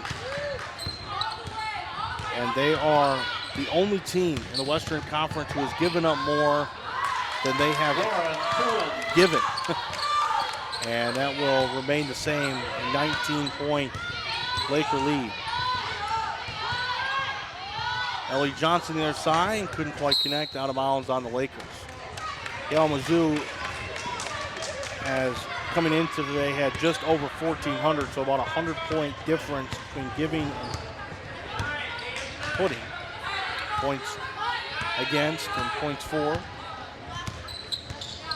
Meanwhile, the Lakers are on the far plus side of that. They came into tonight with almost 1,600 points on the season, while they've only given up 1,195. So they are about 400 plus. And that will grow tonight as well, up 79-60. 1 minute to go in this game. The Lakers will go to 21-2 overall, 11-2 in conference play. Meanwhile, the Kalamazoo Valley Community College Cougars will fall to 7-17 overall and 1-12 on the conference. The Lakers will now have won 3 in a row, heading to Kellogg. Meanwhile, the Cougars will lose their 11th straight on the season. Again, don't leave us. Savannah Peplinski. Following a short break, after the conclusion of this one, we'll go to a short break, and then we will have the men's contest for you right here on MAC TV. Again, the 7-5 conference record for the Lakers against the 5-7 conference record of the Cougars. The Lakers have won 2 in a row. The Cougars have lost 3 in a row. Should be a good game for you coming up here on MAC TV after this one. Meanwhile, the Lakers will at least maintain a spot of first place in the Western Conference. They will have won 3 in a row, go to 21-2, 11 conference wins for the Lakers. The final score in our first of our doubleheader for the women: Mid-Michigan 81, Kalamazoo Valley 62. From all of us here at MAC TV Network, I'm Jared DeRosa, wishing you a good night.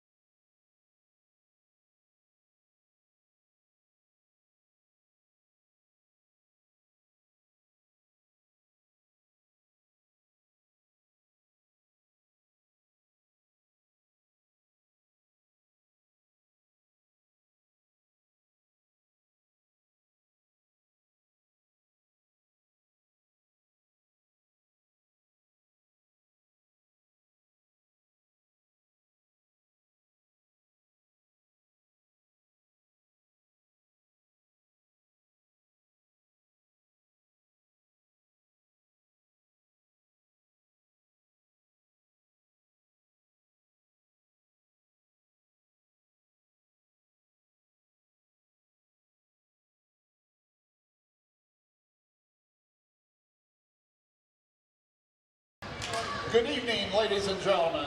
Welcome to tonight's game with the Cougars from Kalamazoo Valley Community College against our Lakers from Mid-Michigan College. We'll start with the starting lineup for the Cougars. A 5'10" freshman, number 3, Devin Marshall. A 5'11" freshman, number 13, Addison Atwater. A 6'4" sophomore, number 23, Javon Jones. A 6'6" sophomore, number 25, Evan Finch. And a 6'6" freshman, number 45, Jordan Ross. The Cougars are coached by Jim Horn, assisted by Roger Salinas and Matt Bullinger. And now for your Lakers in the white. A 6'3" sophomore from Grand Blanc, number 5, Jalen Rutherford. A 6'3" freshman from Toledo, Ohio, number 10, Arion Evans. A 6' sophomore from Nagani, number 14, Dre Tumanen. A 6'7" freshman from Grand Ledge, number 21, Javelle Lewis. And a 6'3" freshman from DeWitt, number 23, Isaac Hungerford. The Lakers are coached by Caleb House, assisted by Taylor Ernest, Joel Dyer, Akil Mitchell, and Byron Schunk. All my love. Good evening, ladies and gentlemen. Welcome to the second of our doubleheader action here on MAC TV Network. My name is Jared Rosa. Glad you could join us tonight for Mid-Michigan and Kalamazoo Valley Community College basketball between the Cougars and the Lakers. 2 20-minute halves to decide this one. 7-5 record in conference for the Lakers, 5-7 record conference for the Cougars. And we're underway. Glad you could join us here on MAC TV Network.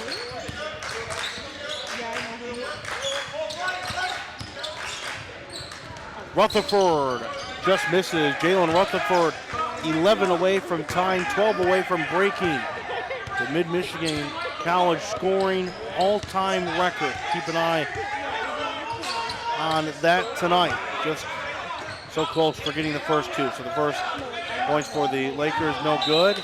Travel called on the Cougars against Javon Jones. So both teams empty on their first offensive possessions.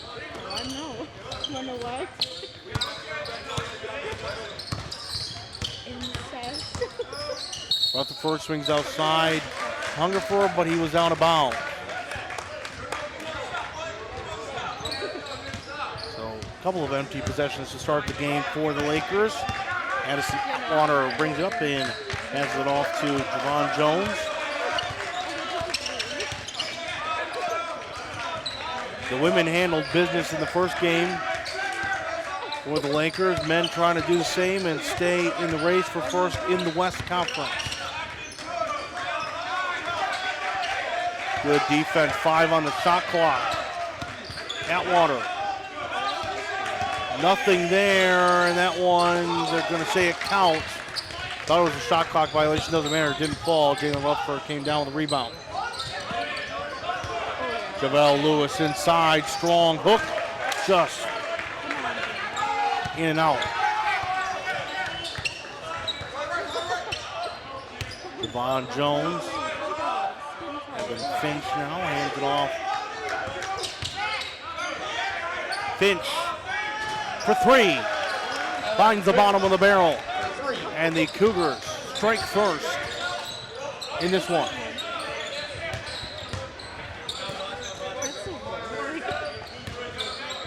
Zooming in. Isaac Hungerford in the corner. The rainbow 3 falls. And Isaac Hungerford ties the game at 3.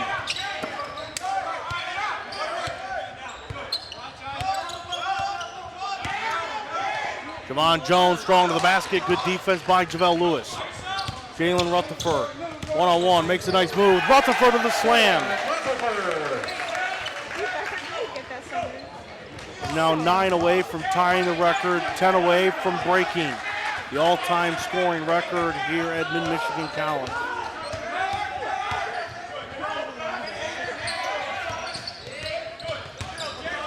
Good defense, foul called, and an and one for Jordan Ross, called against Rutherford. Fouls on Jalen Rutherford, his first, team first.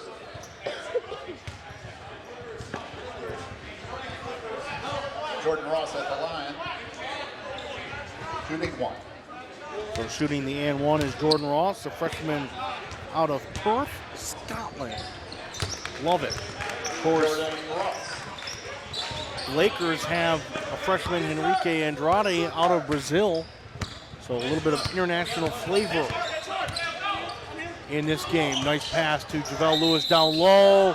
Block called, and JaVale Lewis. Will they count the basket? I'm not sure. I'm waiting for a signal. They do. Basket Block called against Javon Jones. His first, team first. Lakers take back the lead and a chance to extend the lead to 2. JaVale Lewis at the line to shoot the free throw.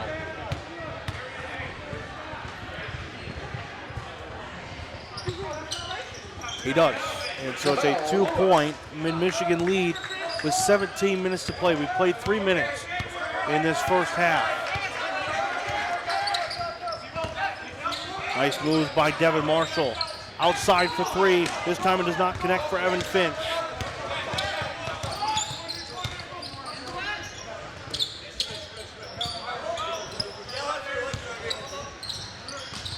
Rutherford outside to Hungerford for 3. Evan Finch comes down with the rebound. Still a 2-point Mid-Michigan lead.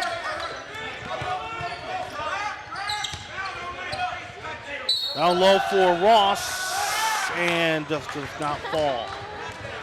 They'll go to the line to shoot 2. Foul is against JaVale Lewis. 21, JaVale Lewis, his first, team second. So Jordan Ross and the freshman from Perth, Scotland, will go to the line to shoot 2. And 6'6", 210 pounds.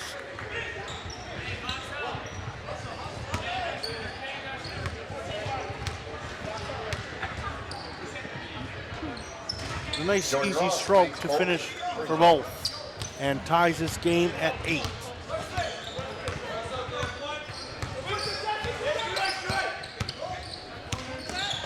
Rutherford fouled, and I believe that was by Jordan Ross. I'll wait for the official word. It is indeed Jordan Ross. And Rutherford will go to the line to shoot 2. His first, team second. At the line for the Lakers, Jalen Rutherford.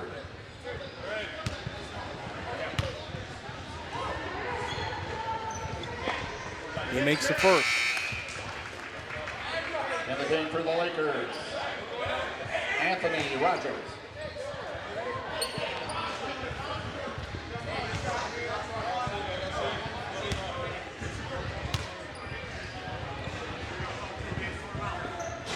This is the second. So now 8 away from tying, 9 away from breaking the all-time Laker scoring record. Meanwhile, it's a 9-8 Laker lead.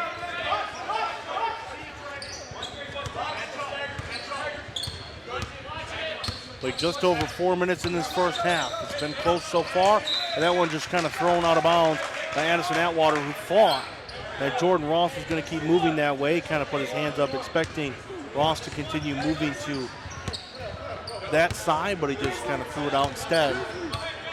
And the Lakers have possession with a 1-point lead.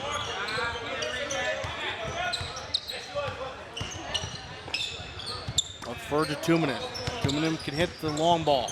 Timing just hits a little floater inside, does not fall. Rebounded by Finch.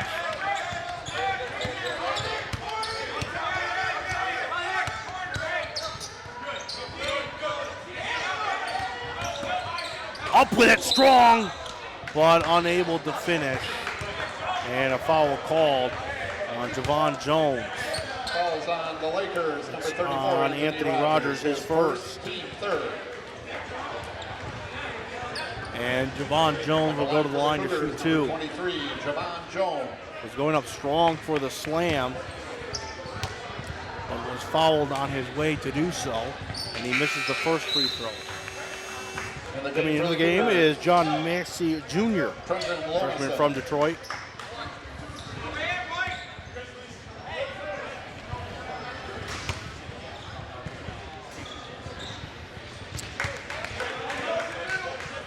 Second is good for Jones. He goes 1 for 2, and we are tied again at 9.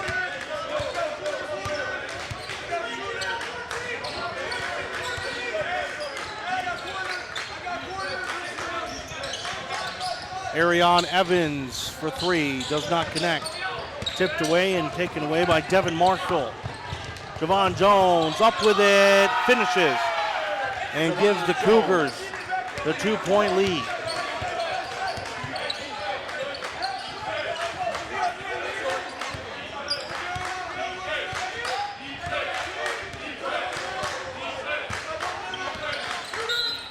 Rutherford, and a foul. Nope, kickball, excuse me. Kickball. So the Lakers will inbound it. Down by 2. Early here in the first half, 14:41 to go. In for Javon Jones is Contez Williams.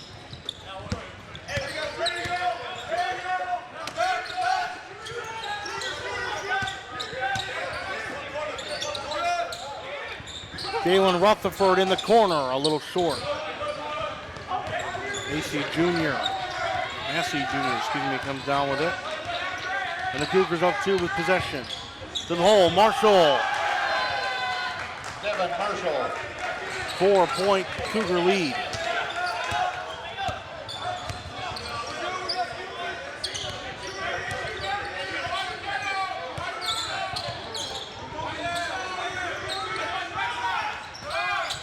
Hungerford in the corner, a pretty shot.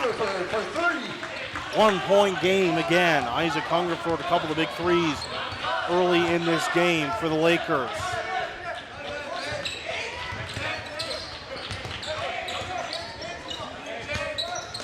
Cougars trying to find a spot to shoot.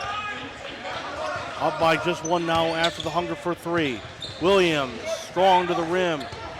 Can't finish. Rebounded by Rutherford. Back come the Lakers with a chance to retake the lead. Rutherford drives, a little float shot, it falls. And it helps give the Lakers back a 1-point lead. He now has 5.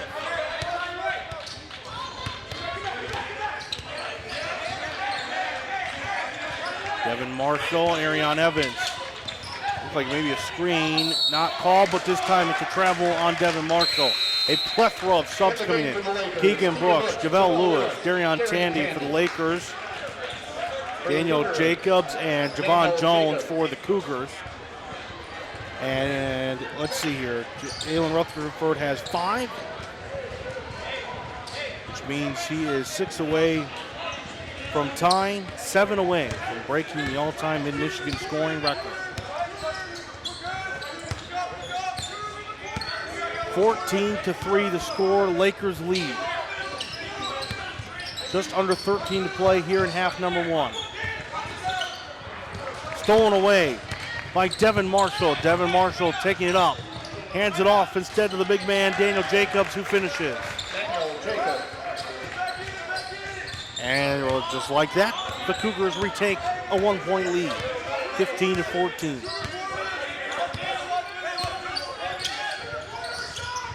Hungerford, who's hit there before, decides not to take the shot. Hands it off down low to Javale Lewis with the hook shot, but he's off to the right.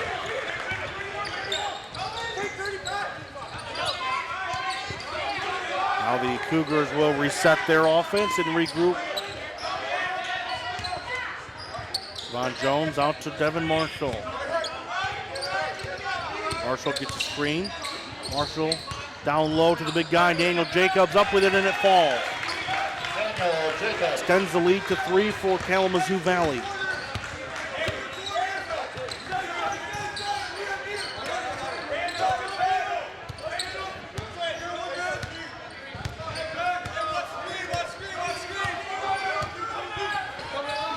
Rutherford surveying the lands, gives it to Brooks, back to Rutherford. Rutherford for the deep 3.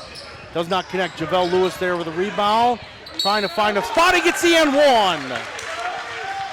Javelle Lewis, a strong rebound, then puts it back up for the and one. And a chance to tie this game back up.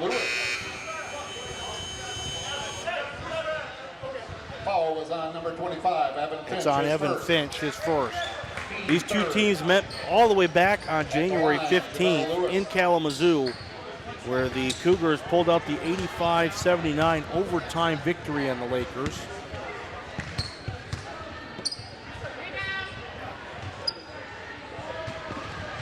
Javelle Lewis makes it, and we're tied up at 17. The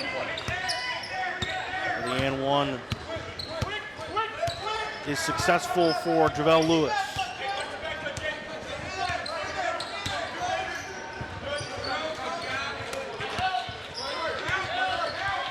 Ron Jones thinking about driving, steps back out, hands it off to Jacobs.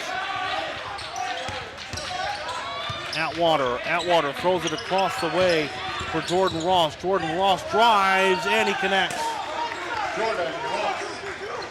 Jordan Ross off to a strong first half for the Scott native. 2-point Cougar lead. Isaac Hungerford was going down low, but it was stolen away by John Macy.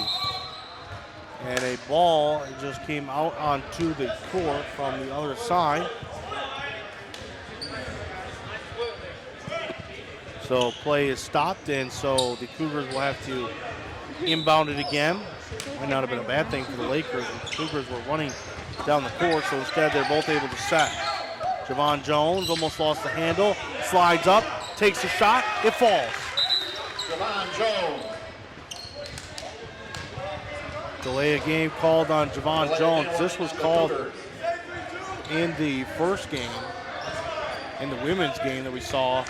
It was called on Mimi McNutt. This time, delay game called on Javon Jones. You cannot handle the ball after the shot falls like you did.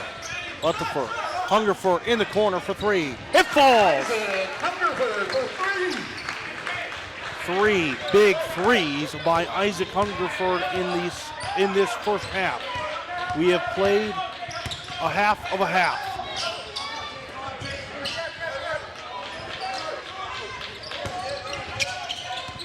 Javon Jones travels. Yep, good call by the official.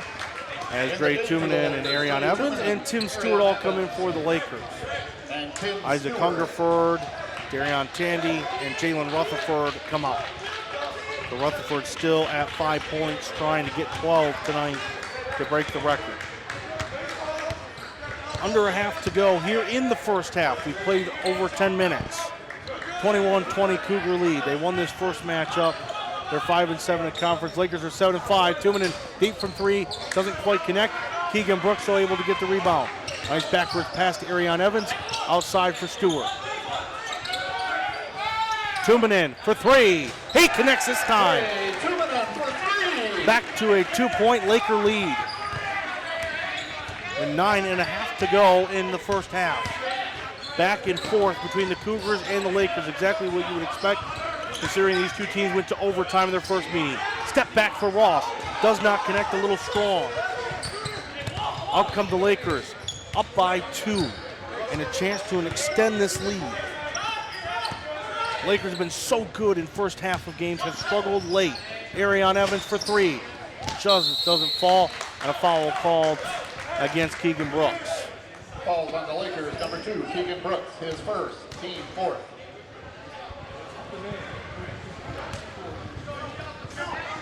(23-21) Mid-Michigan. Under 9 to play. Can Mid-Michigan finish this game? They've had struggle with leads early to finish them.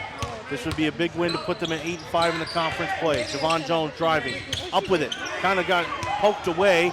Goes up with it again. I think it was poked away again by a Laker. Keegan Brooks comes away with it. Tim Stewart, Javelle Lewis for 2. It's a 2. Javelle Lewis for 2. Just inside the arc. 25-21 Mid-Michigan.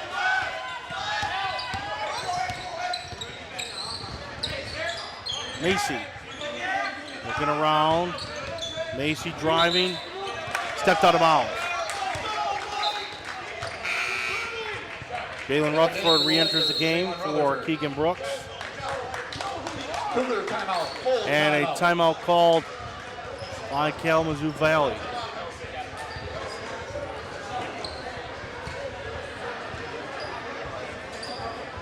It'll be a full timeout by the Cougars.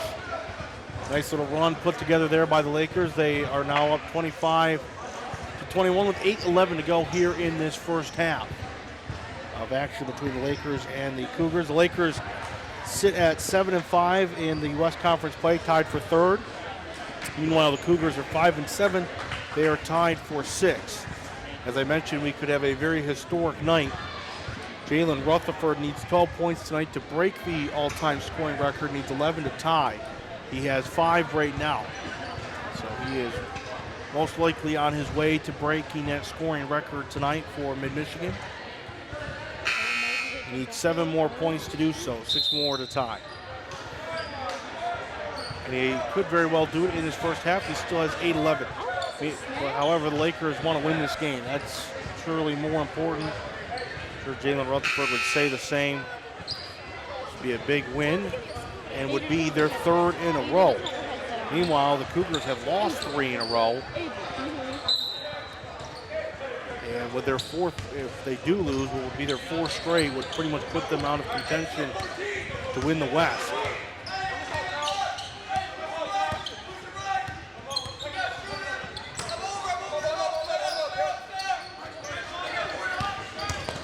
Rutherford, step up, float shot, doesn't fall.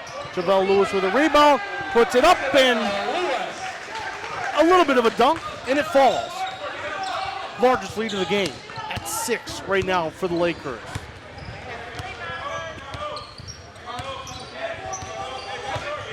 Strong rebound on the other side by Lewis, and the finish, big basket. Javon Jones is fouled by Tim Stewart. Lakers foul on number 3, Tim Stewart, his first, team 5th. In the game for that the coming into the game is Evan Finch, coming in for Daniel Jacobs.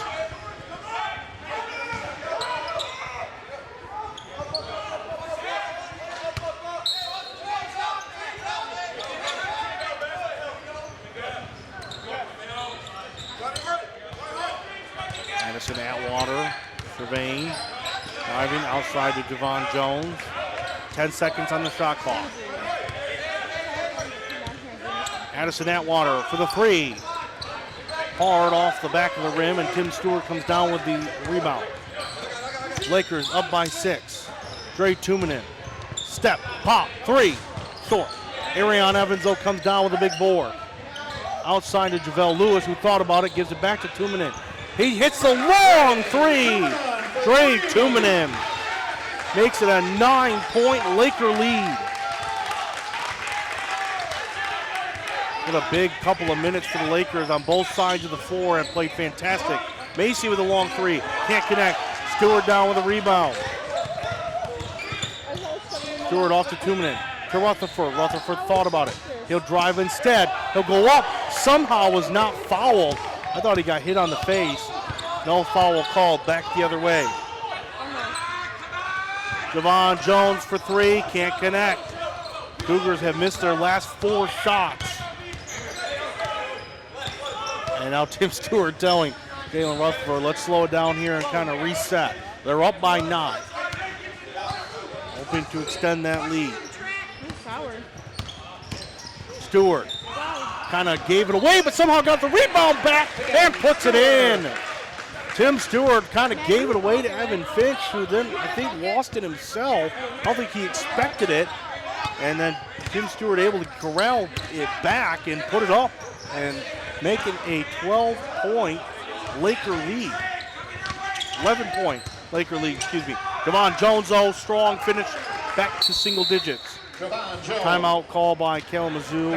This will be a 30-second timeout. I'm not gonna lie. That purple one's so cute, man. 30-second timeout. So a 9-point deficit now after the 2 by Javon Jones makes it 32-23 Mid-Michigan. 5:35 to play here in this first half. What a first half it has been, and expected. Again, these two teams went in overtime in the first game back on January 15th. Kalamazoo came away with the 85-79 overtime victory. And in a game that very well could, not mathematically, but could realistically knock out Kalamazoo with any real hope of winning the West, they would fall to 5-8. Mathematically, the Lakers are still in at 7-5, but they pretty much have to win out and hope that Muskegon and the Jayhawks, who they lost to twice and are top with a perfect record, lose out.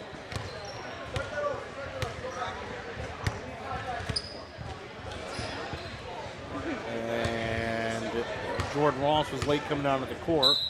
How about this? The Brazilian against the Scotland. Enrique Andrade and Jordan Ross. Pretty cool matchup. Andrade up with it, and it doesn't fall, but Andrade comes down with a rebound, up with it again, and he's fouled. Enrique Andrade gets the best of round one. Fouls on Cougars, 45, Jordan Ross, his second. And it is against Jordan Ross, his second. So Enrique Andrade will go to the line to shoot too. Andrade. That's just cool, man, to think about the fact that these two young men have traveled all the way to Michigan to play JUCO basketball. And Jordan Ross comes out for John Macy.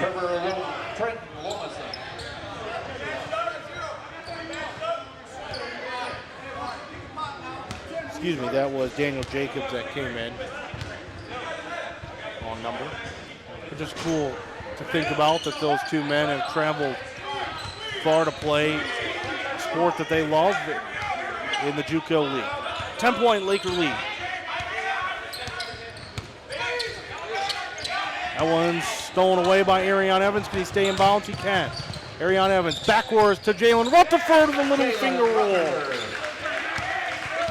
7 points now for Jalen Rutherford. And a 12-point Laker lead, their largest. Lakers have owned these last 5 minutes. Evan Finch driving. I think he just lost the handle. They're going to say out of bounds on Arion Evans.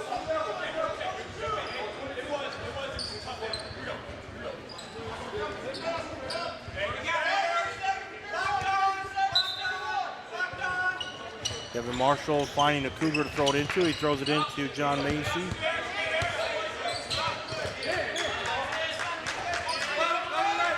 Javon Jones, who's been so good for the Cougars. 3 seconds on the shot clock. Javon Jones has to get something off. He does. Nope, before he does, it's called a travel on him. It didn't matter. The shot didn't go in anyways, and it was rebounded by a Laker. But we're going to call travel anyways, and so Lakers get the possession on the turnover. In the game for the Lakers, Isaac Hungerford. Isaac Hungerford comes in for Tim Stewart. So Hungerford, who had those 9 points early from the 3 threes, checks back in.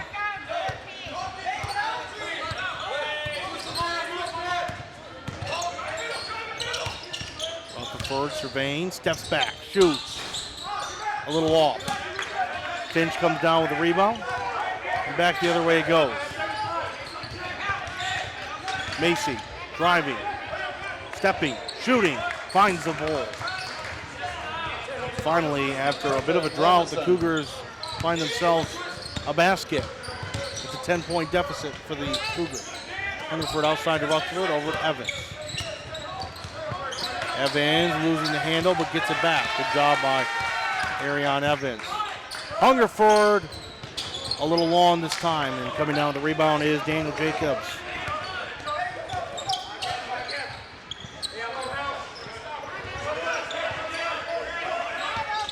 Jones, down low to Jacobs. Jacobs has it slapped away by Arion Evans and out of bounds.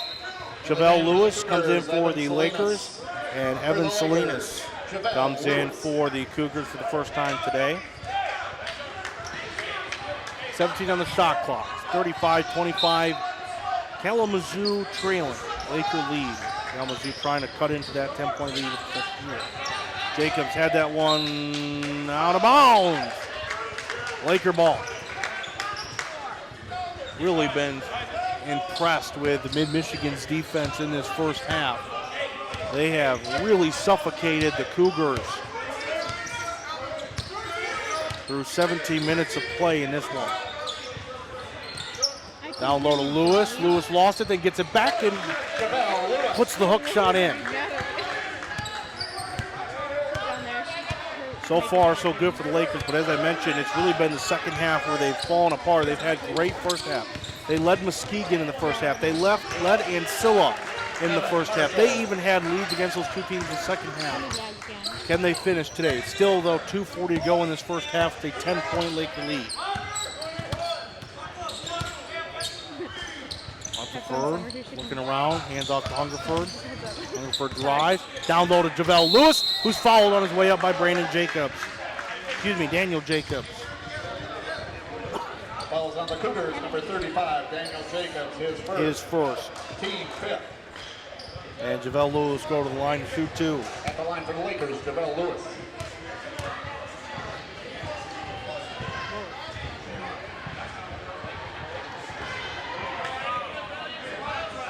I heard someone first for a second. I was like, no, I thought I did, but I think it was Adrian. There's someone in the background. Adrian. I was like, sure? And Javel Lewis makes that one. Just under 2.5 to go in this first half. Lakers trying to end the first half with a double-digit lead. They've got to hang on for a little bit longer. Cougars trying to find something offensively. Great defense by the Lakers. Finch down low, just lost the handle and out of bounds. Evan Finch was going up for it, but then just lost the handle and out of bounds. 2:07 to play.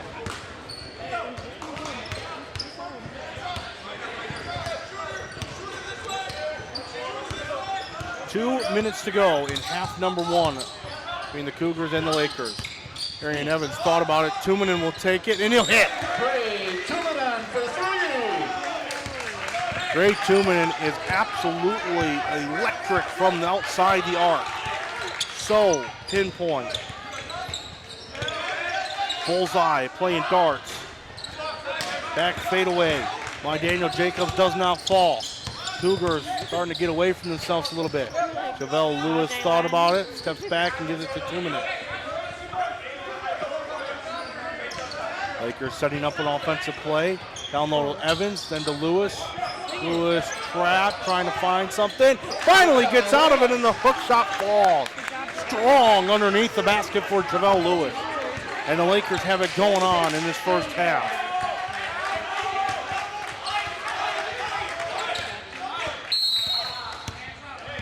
Foul called on Dre Tumanen as he was trying to guard Devin Marshall.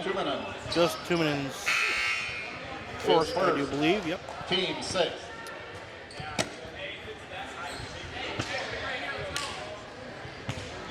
.103 in the game clock, 20 on the shot clock.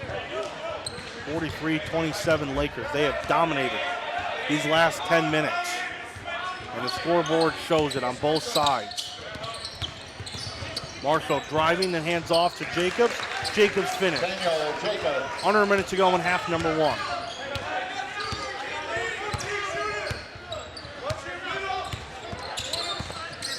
Rutherford steps back, hands off to Evans. Swings it outside. Hungerford in the corner has been good there. Not this time. Jacobs comes down with a rebound. About a 3-second differential between game clock and shot clock. So the Cougars could take as much time here and not give the Lakers much time on the other side. Again, about a 3-second differential. Because that's my prediction. But instead, wanting to take the three was Evan Salinas. He missed wildly, and now the Lakers can take the final shot. Rutherford driving. Floater doesn't fall.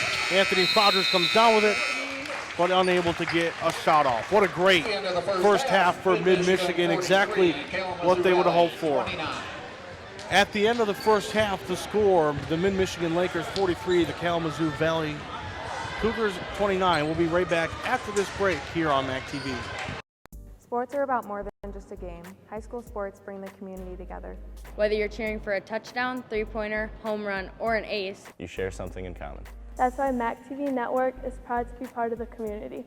We bring the spotlight to your athletes. MAC TV Sports is the home of St. Louis, Mount Pleasant, Sacred Heart Academy, Claire, and Harrison. MAC TV Sports. Your town, your team, your sports.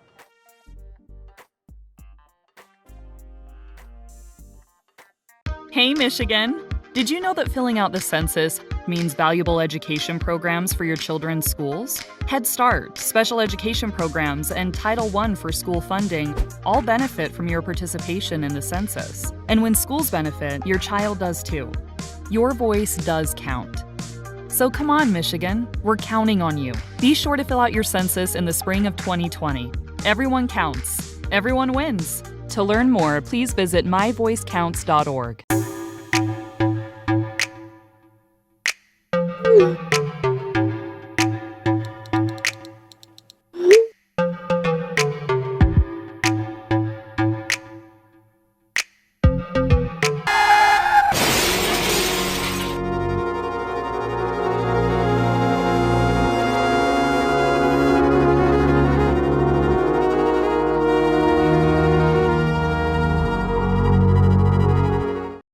Humane Animal Treatment Society is an animal adoption center that helps find animals forever homes and provide them with certain medical treatments.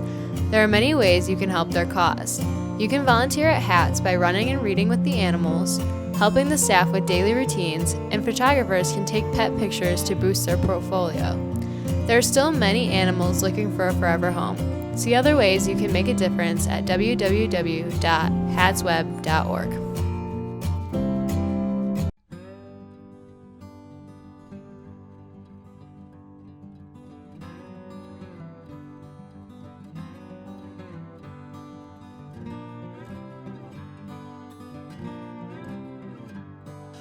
Hi, I'm Keith, and I've been on the St. Louis Fire Department for 40 years now.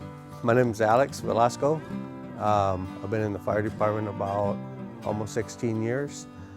So my name is Jenny. I've been on the fire department for just over 4 years now. My name's Casey Scott. It's been 11 years now that I've been on the fire department here in St. Louis. My name's Sean. I've been a St. Louis firefighter for a little over 3 years now. It's a big, happy family. Can't get a better group to work with, that's for sure. But if you want to be a firefighter, it's something that not everybody can experience unless you got the heart for it. But it is well worth it. So one of the reasons why I joined was because my older brother was on it, and I just watched him go through these amazing transformations in who he was to who he became, and I had the same drive and passion as he did, and I wanted in on that.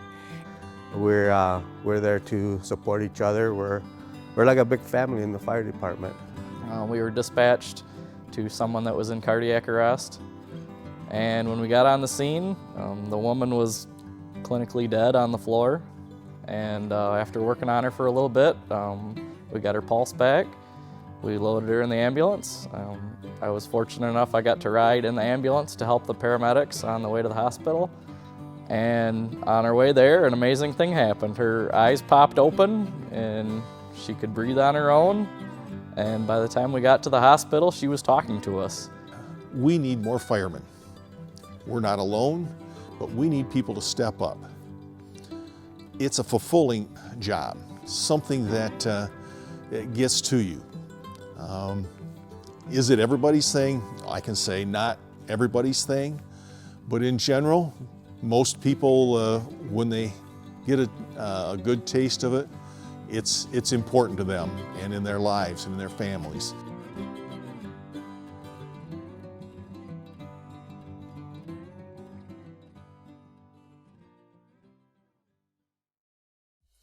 MAC TV Network is a local public access station that offers a variety of services, from in-studio interviews, wrestling, and so much more. We cover local concerts, sporting events, and activities around the community.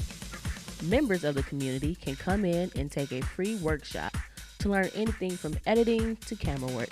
Broadcasting on Charter Channels 187 and 191, serving Gratiot, Isabella, and Clare counties. Hey, Michigan, did you know that filling out the census helps fund life-saving medical programs? Money for Medicare, Medicaid, and My Child are directly tied to your participation. Filling out the census is quick, easy, and beneficial for you and your family. Your voice does count. So come on, Michigan, we're counting on you. Be sure to fill out your census in the spring of 2020. Everyone counts, everyone wins. To learn more, please visit myvoicecounts.org. Hey, Michigan, the census is confidential, so let your voice be heard. It's the law that personal information cannot and will not be shared with any agency, and you won't be asked about your citizenship or immigration status. Don't let rumors, misunderstandings, and misinformation prevent you from filling out the census. Your voice does count. Be sure to fill out your census in the spring of 2020. Everyone counts, everyone wins. To learn more, please visit myvoicecounts.org. Hey, Michigan! Did you know that filling out the census helps with school lunches for your children? Money for school lunches relies pretty heavily on your census participation. Filling out the census is quick, easy, and beneficial for you and your family. Your voice does count. So come on, Michigan, we're counting on you. Be sure to fill out your census in the spring of 2020. Everyone counts. Everyone wins. To learn more, please visit myvoicecounts.org. Sports are about more than just a game. High school sports bring the community together. Whether you're cheering for a touchdown, three-pointer, home run, or an ace, You share something in common. That's why MAC TV Network is proud to be part of the community. We bring the spotlight to your athletes. MAC TV Sports is the home of St. Louis, Mount Pleasant, St. Gotthard Academy, Claire and Harrison. MAC TV Sports. Your town, your team, your sports.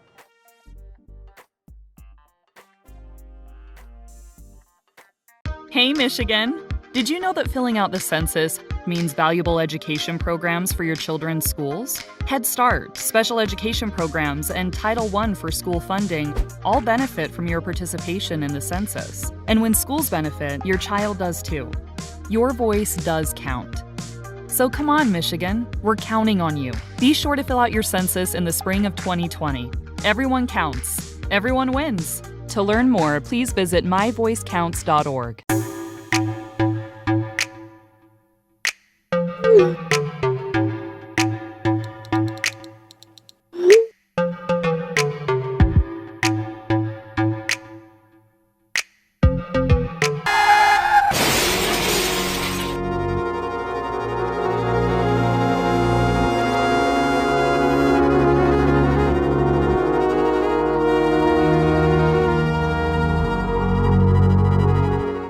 Humane Animal Treatment Society is an animal adoption center that helps find animals forever homes and provide them with certain medical treatments. There are many ways you can help their cause.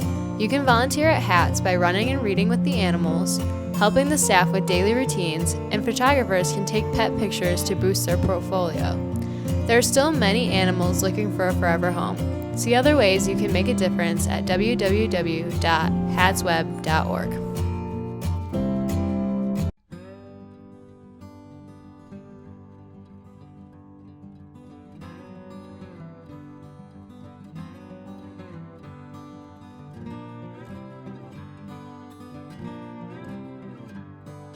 Hi, I'm Keith, and I've been on the St. Louis Fire Department for 40 years now. My name is Alex Velasco. I've been in the fire department about almost 16 years.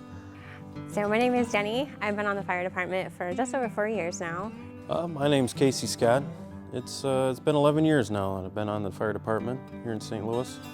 My name's Sean. I've been a St. Louis firefighter for a little over 3 years now.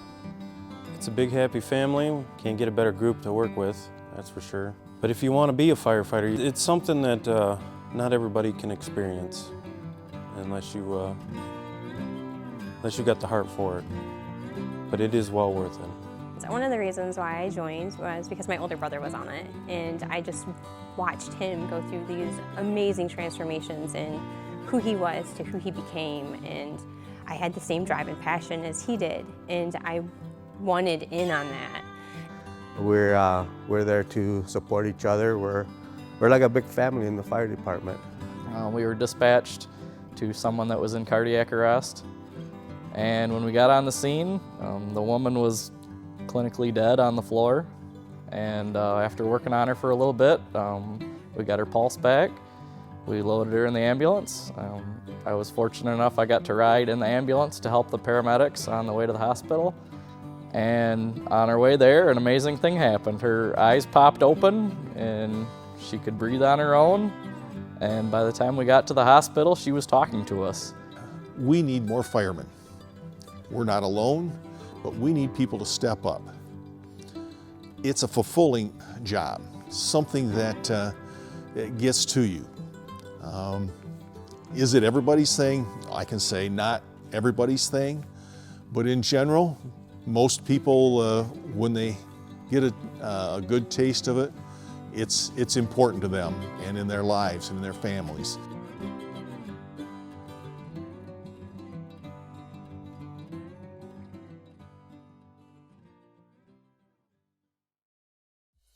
MAC TV Network is a local public access station that offers a variety of services, from in-studio interviews, wrestling, and so much more. We cover local concerts, sporting events, and activities around the community. Members of the community can come in and take a free workshop to learn anything from editing to camera work. Broadcasting on Charter Channels 187 and 191, serving Gratiot, Isabella, and Clare counties. Hey Michigan, did you know that filling out the census helps fund life-saving medical programs? Money for Medicare, Medicaid, and My Child are directly tied to your participation. Filling out the census is quick, easy, and beneficial for you and your family. Your voice does count. So come on, Michigan, we're counting on you. Be sure to fill out your census in the spring of 2020. Everyone counts, everyone wins. To learn more, please visit myvoicecounts.org. Hey Michigan, the census is confidential, so let your voice be heard. It's the law that personal information cannot and will not be shared with any agency, and you won't be asked about your citizenship or immigration status. Don't let rumors, misunderstandings, and misinformation prevent you from filling out the census. Your voice does count. Be sure to fill out your census in the spring of 2020. Everyone counts, everyone wins. To learn more, please visit myvoicecounts.org. Hey Michigan! Did you know that filling out the census helps with school lunches for your children? Money for school lunches relies pretty heavily on your census participation. Filling out the census is quick, easy, and beneficial for you and your family. Your voice does count. So come on, Michigan, we're counting on you. Be sure to fill out your census in the spring of 2020. Everyone counts. Everyone wins. To learn more, please visit myvoicecounts.org. Sports are about more than just a game. High school sports bring the community together. Whether you're cheering for a touchdown, three-pointer, home run, or an ace, you share something in common. That's why MAC TV Network is proud to be part of the community. We bring the spotlight to your athletes. MAC TV Sports is the home of St. Louis, Mount Pleasant, St. Gotthard Academy, Clare, and Harrison. MAC TV Sports. Your town, your team, your sports.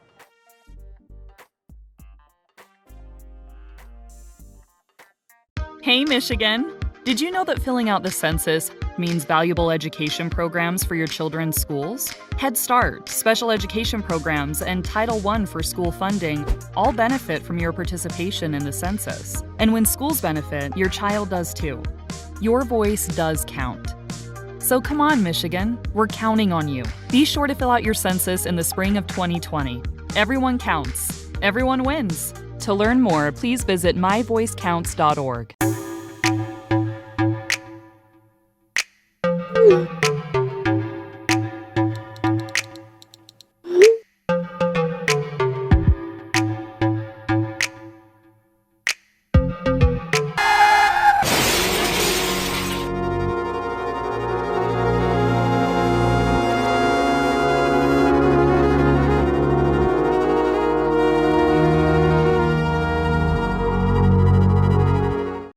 Humane Animal Treatment Society is an animal adoption center that helps find animals forever homes and provide them with certain medical treatments. There are many ways you can help their cause.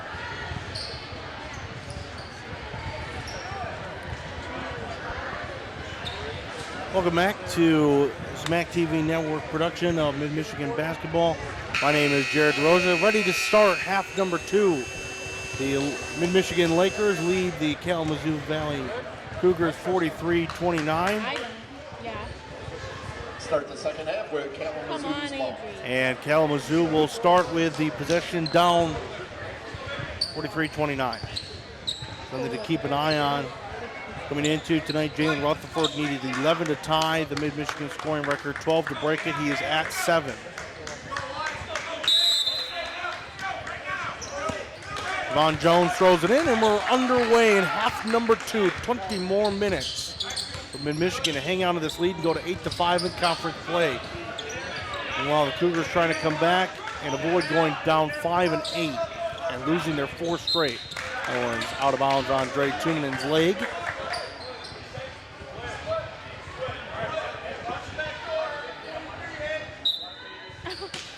15 seconds still on the shot clock for the Cougars on the first possession of the second half. Javon Jones up with it, and he is fouled by Arion Evans on his way up.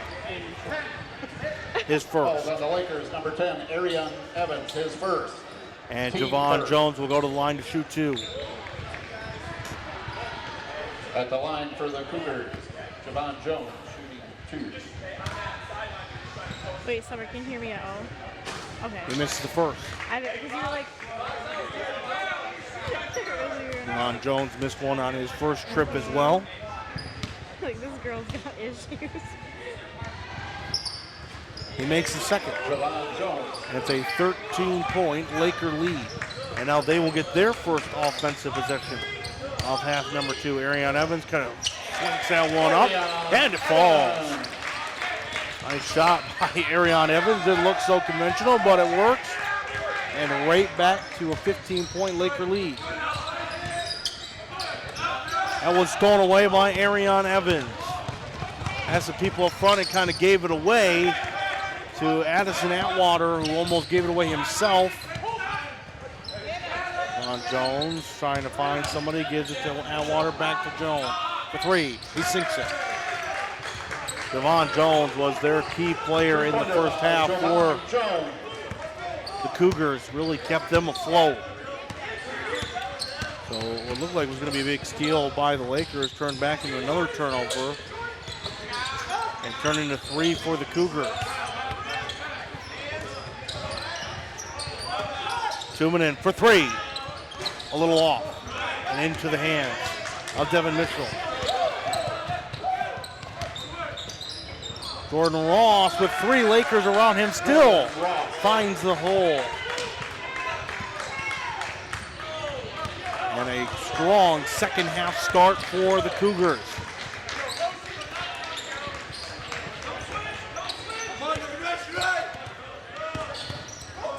Rutherford back to JaVale Lewis, and Rutherford has that one stolen away.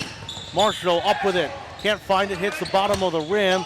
Arion Evans comes down with it after it hits back up.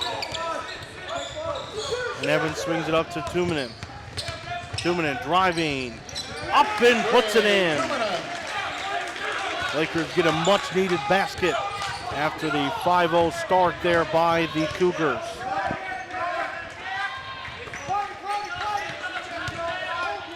This one for 3, for deep. Not quite for Anderson Atwater. Jalen Rutherford knows that record is there, launches a deep 3, he's a little off, and it's tipped off of a Laker. Maybe not the most prolific shot, but Rutherford knows he can make those, does not make that one. Just a little off. So a 12-point Laker lead.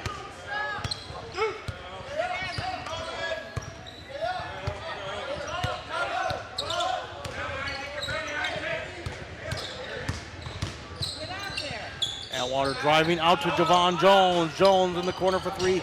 Doesn't connect. Now he comes in, gets it off of the hands of Jordan Ross and Javon Jones.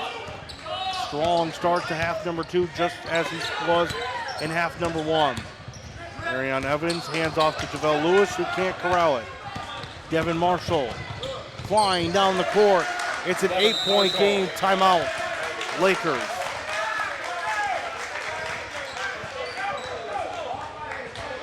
Jalen Rutherford. Timeout, Lakers. Wisely calling that timeout. 30-second timeout. Stop some of that momentum by the Cougars that was going on to make it an 8-point game.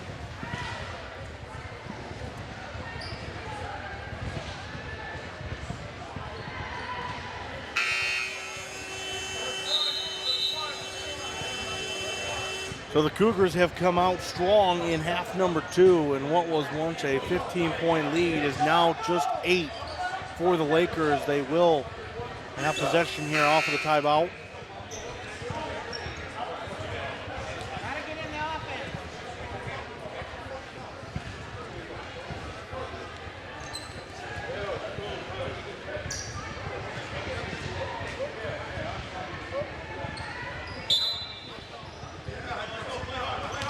Jalen Rutherford passes it into Dre Tumanen.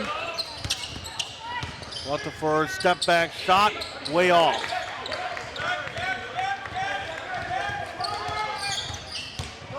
Quick possession by the Lakers. Marshall for 2, can't connect. JaVale Lewis comes down with it.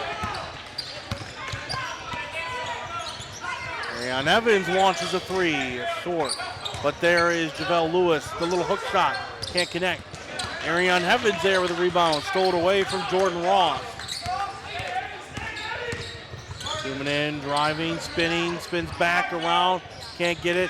JaVale Lewis and Jordan Ross fight. JaVale Lewis comes down with it. Tumanen deep for 3, short.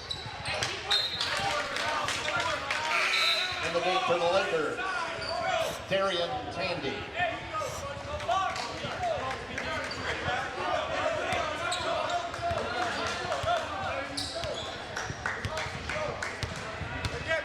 Jalen Rutherford and Coach House having a discussion. You wonder if Rutherford is just maybe not doing the right thing and taking shots that Coach House would prefer he doesn't, knowing that that record that we've been referring to is on the line, and a dunk that was completely whiffed by Jordan Ross. He out-dunked himself. And Jordan Ross tried to come back with it to steal and out of bounds on Ross. Lakers, Anthony Rogers.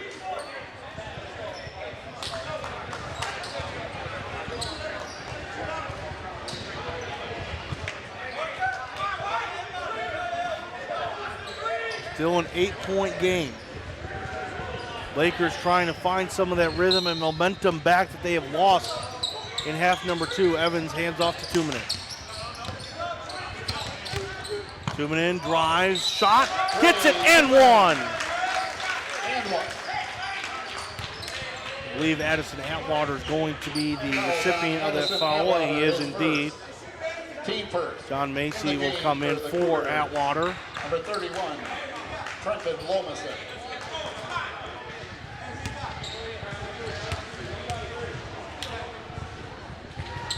Tumanen hits the and one. And that was big. Puts it back to an 11-point Laker lead with 15-15 left in this game.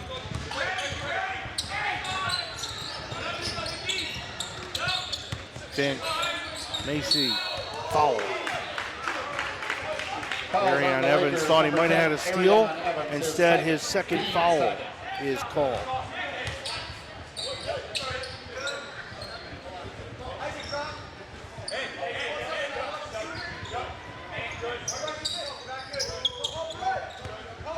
Devin Marshall just trying to find a teammate, finds Javon Jones.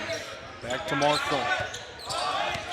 10 seconds on the shot clock. Marshall driving underneath to Ross. Ross up with it, can't get it. Darion Tandy comes down with the rebound.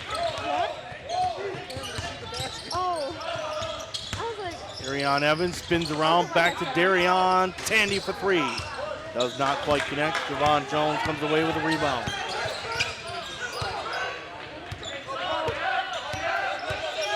Javon Jones one-on-one with Tandy. Drives, spins outside to Macy for 3. No. Rebounded by Tandy.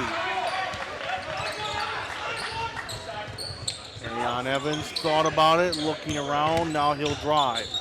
Isaac Hungerford for 3. He spins it in. And now the Lakers have woke up in the second half and have found their groove. 53-39 Mid-Michigan. After the Cougars got as close as 8. Macy, step back, shot, no. Rebounded by Evans. Back to Tumanen. Tumanen drives. Tumanen can't quite finish. Finch comes with the rebound. Devon Jones has been so big for the Cougars, really has kept them in this game. Down to Ross, and Ross, he is fouled by Anthony Rogers. 34, Anthony Rogers, His second. Team third. And Jordan Ross will go to the line to shoot 2. At the line for the Cougars. Freshman on freshman there between Jordan Ross and Anthony Rogers. Rogers from Dearborn, Jordan Ross from Perth, Scotland. Makes the first free throw. In the game for the Rutherford Lakers, comes in for Jalen Arion Rutherford. Evans. Again, Rutherford at 7 points. Needs 11 to tie the Mid-Michigan scoring record, 12 to break. 13:34 to do so.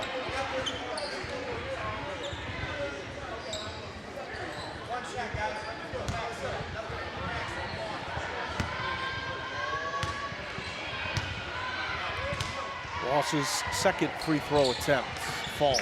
2 for 2 on the trip. Both free throws.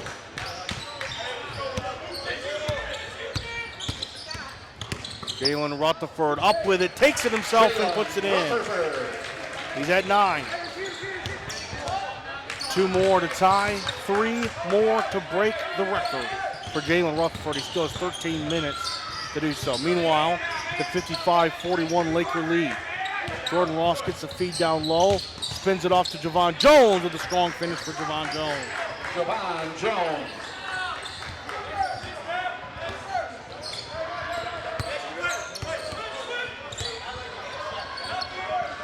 Rutherford, he's got to know. We all know. He is so close to mortality. Dre Tumanen with the long dagger. Oh, Dre Tumanen. Every night I seem to be calling that long 3 from Tumanen. He is so good. Jordan Ross gets the handoff. Gives it to Javon Jones. Jones for 3. He can't bury the long 3. Anthony Rogers comes down with a rebound. Yeah, they're definitely. Darion Tandy up with it. He can't finish. Jordan Ross comes down with a rebound. Marshall out to Ross. Ross for 3. He drains it. Jordan Ross. Timeout. Timeout. Kalamazoo Valley. This is a Kalamazoo, it'll be a full timeout for the Cougars, who really needed that 3 by Jordan Ross. A big 3 by the Scotland native to give them a little bit of hope back. It's a 12-point Mid-Michigan lead with 12:06 left in the first half. Again, the story that we're following tonight is that Jalen Rutherford needed 11 points to tie the Mid-Michigan scoring record, 12 to break. He's at 9 currently. He needs 2 more to tie, 3 more to break the Mid-Michigan College scoring record. And you know, you can just see it on every possession. He just wants that ball. He just, look, you got to understand, he just wants that record so it can be done and he can stop thinking about it, because this dude normally scores about 24, 25 a game. And he's at 9 right now, but you know what's in his head. He's taken quite a few shots. He's missed on some. And you know that Coach House also wants that so that his team can just focus on the winning fact, because it is still a game. It's only 12 points. And the Cougars have shown the ability that they can score and that they can hang with the Lakers.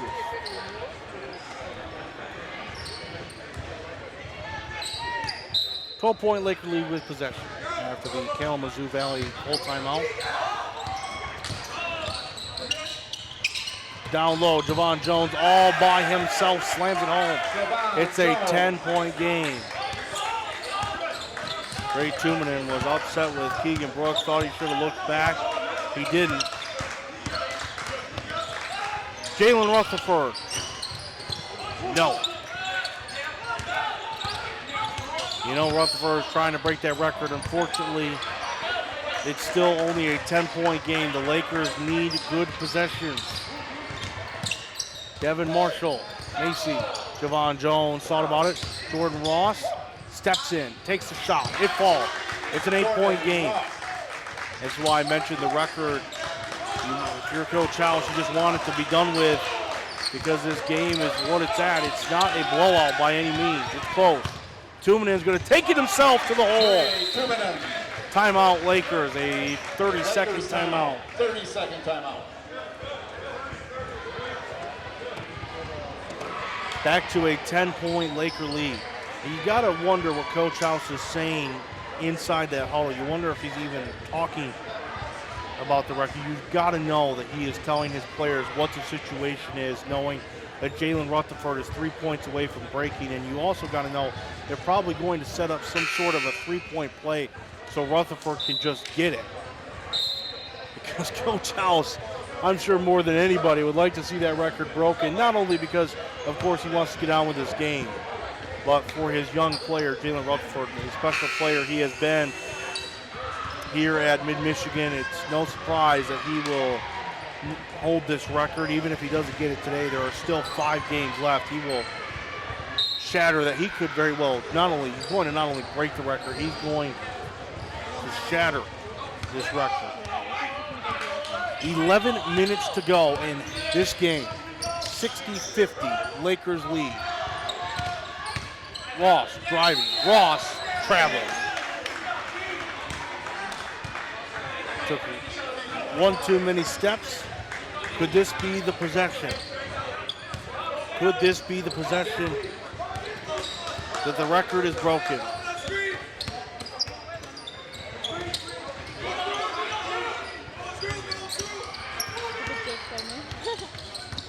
Oh, what a move by Rutherford. So unselfish there, though, to try to give it to JaVale Lewis. That was a fantastic move, and just unselfishly pass it down low to JaVale Lewis.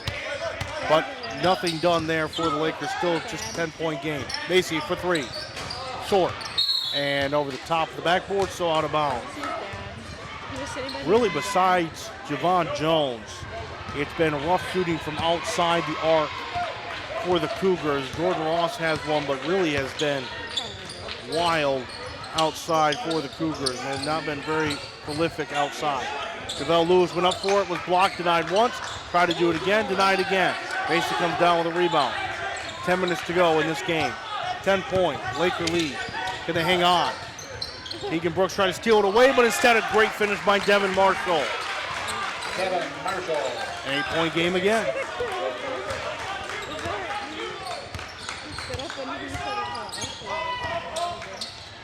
And that one's just thrown away by Tumanen, and Macy was there. He's going to take it himself, and he's fouled. Lakers foul on Keegan Brooks, his second. Team 4th.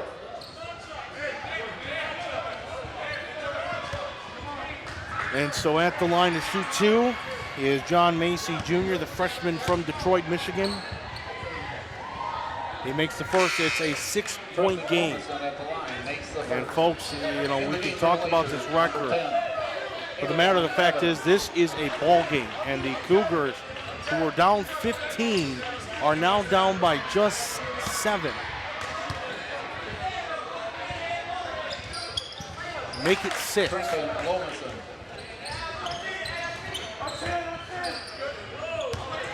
6-point game, 9:35 to go. Rutherford 3 points away from the record, and the Lakers trying to hang on and win.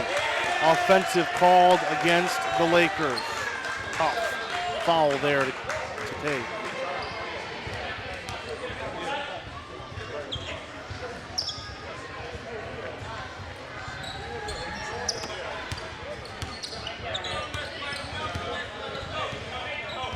So, just like that, the Cougars are within 6, and Javon Jones makes it a 4-point game. The defense that was so strong in that first half has looked penetrable in half number 2, and they have looked soft.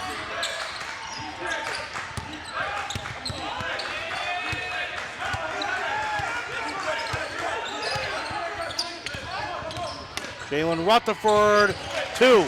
He is now 1 away from the record. He has just tied the all-time Mid-Michigan college scoring record. with that. Jalen Rutherford has tied the record. He's 1 point away from winning. Meanwhile, it's a 6-point game. Javon Jones, who has completely dominated this game for the Cougars, puts in another 2. It's back to a 4-point lead. And now Jalen Rutherford just needs 1. He doesn't need to take the 3. He can just try to find the 2. Jalen Rutherford wants to do it in style. He can't quite get it. It's brought down by Daniel Jacobs. Meanwhile, it's a 4-point game, folks. This is close. The Cougars have come back. Marshall underneath to Jacobs. It's a 2-point game. Daniel Jacobs. 62-60. Lakers only lead by 2. Under 8 to play in this game. The first meeting back in January went to overtime. That one's stolen away by Marshall. We are tied. Kevin Marshall.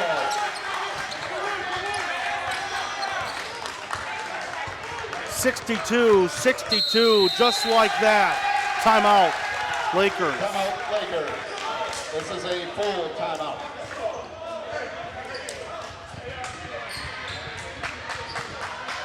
And just like that, again, as I mentioned moments ago, the defense that looked so good in the first half for Mid-Michigan, they were so stellar, has looked so soft and off in half number 2, and now just like that, you wonder, again, look, what Jalen Rutherford is doing is special, but you just wonder if maybe that got inside of the mind of some of these players, and it has brought the Cougars back into contention. We are tied at 62 with 7:33 to play.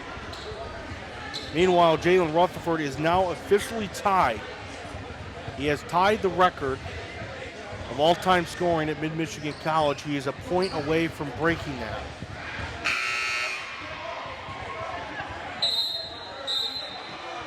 And it would be a good time to do that if he could come down here and give the Lakers back the lead. Of course, more importantly, the Lakers could then just forget about that and win this game.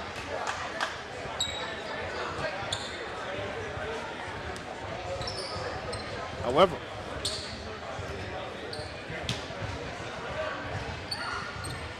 trying to figure out the offensive situation for the Lakers, I do not believe Jalen Rutherford is going to be on the court. He is not. So that record will have to hold a minute. Tim Stewart and Anthony Rogers, Isaac Hungerford, Keegan Brooks, and Arion Evans on the court for the Lakers. So that 1 point will have to wait. The Lakers are going to try to have to find themselves back. And they trail, or they are tied at 62. Evans driving, he's fouled as he goes up. Falls on Daniel Jacobs. Daniel Jacobs called for the second foul. And Arion Evans is going to go to the line to shoot 2 very important free throws.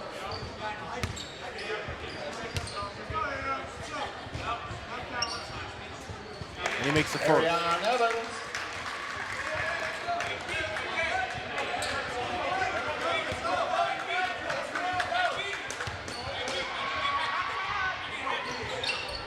And he goes 2 for 2 in a very important trip there for Evans.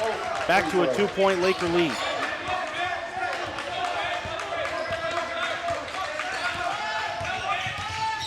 Javon Jones, Daniel Jacobs now with it.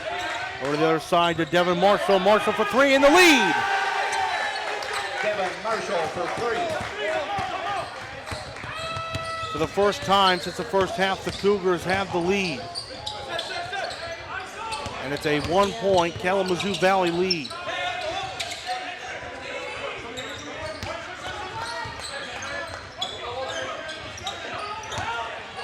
Rogers driving, can't finish. Off of the backboard and out to Isaac Hungerford for 3. He can't quite connect. It is tipped out of bounds by the Lakers, and so it will go Kalamazoo's way.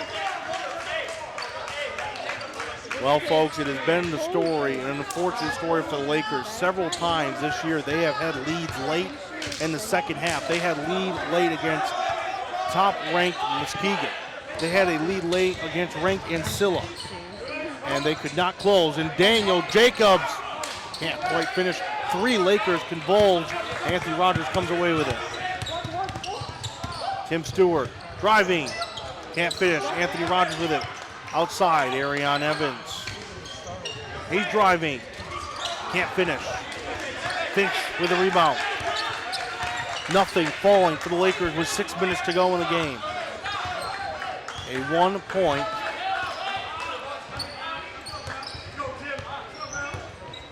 lead for Kalamazoo Valley.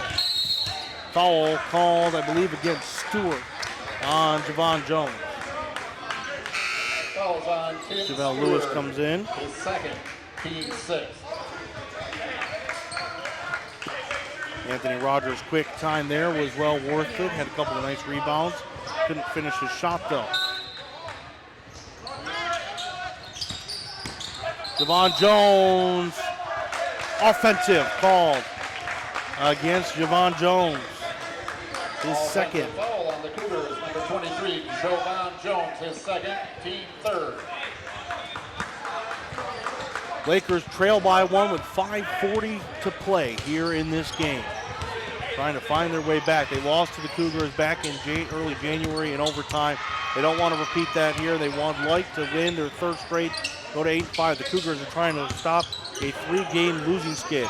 Evans inside the arc, can't quite finish. Javale Lewis.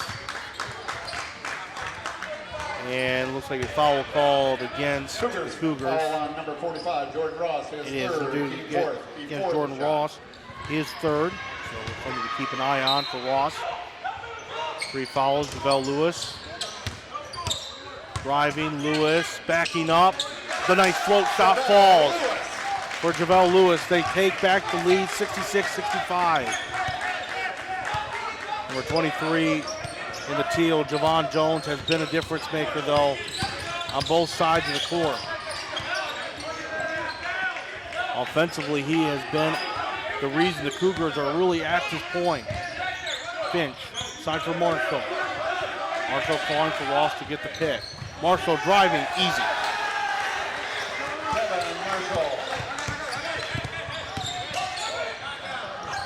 Arion Evans, Ross.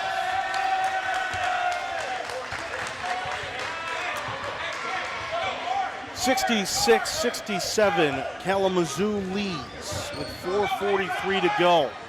All momentum these last 3 or so minutes have gone way of the Cougars. The Lakers led as much as 15. And now find themselves down, or up by 1 rather. Marshall, who has had a big second half, out to Finch for 3. He hits. Finch for 3. Evans for 3. The other side can't bury it. Javale Lewis comes out with a rebound. Big rebound for Javale Lewis.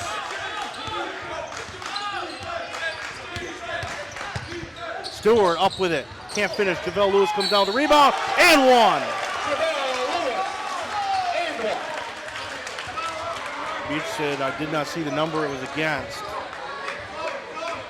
Fouls on Evan Finch, his second. Evan Finch, who just hit that big 3 on the other side. At the line, Javale Lewis shooting 1. Rutherford, meanwhile, comes back into the game. Again, he's a point away from breaking the record. Trey Tumanen comes in as well. Big and 1 coming from Javale Lewis. He's a little strong, can't finish. It's a 2-point Kalamazoo Valley lead.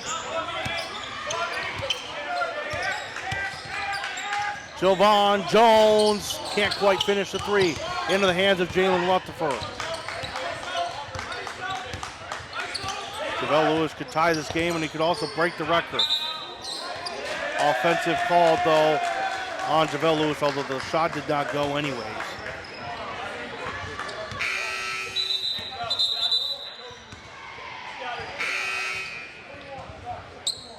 Lakers foul on 21, Javale Lewis, his second. Javale Lewis tagged for his second foul and a turnover in sense on the offensive foul. So still no record and still trailing now by 2 are the Lakers. With 3:24 to go in this game. And Devin Marshall searching, lurking, driving. Devin Marshall! How in the world did that not go? Devin Marshall, though, is just seeming to find the spots to go.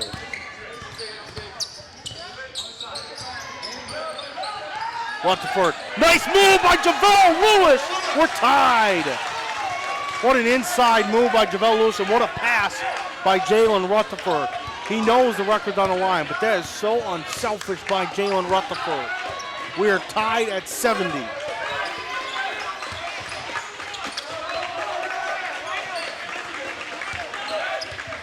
Javon Jones has had a big second half and game. Out to Messi for three. Can't connect. Rebounded by JaVale Lewis. Lakers have a chance to come down and take the lead back. Momentum is so important in the game of basketball. It can go back and forth, and then Arion Evans loses it. Momentum right back to the Cougars.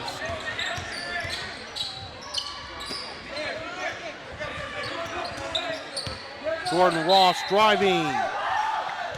No shot, foul before the shot was called.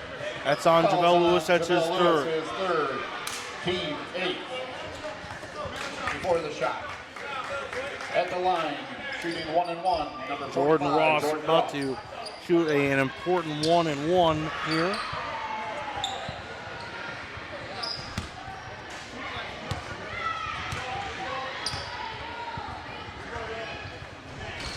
He misses it. That's really big for the Lakers. It stays 70 as Ross could not complete the 1-on-1.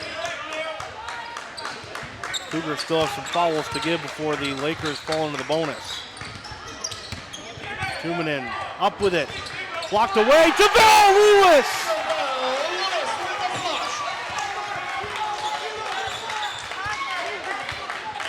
Back to a 2-point Mid-Michigan lead after the slam by JaVale Lewis.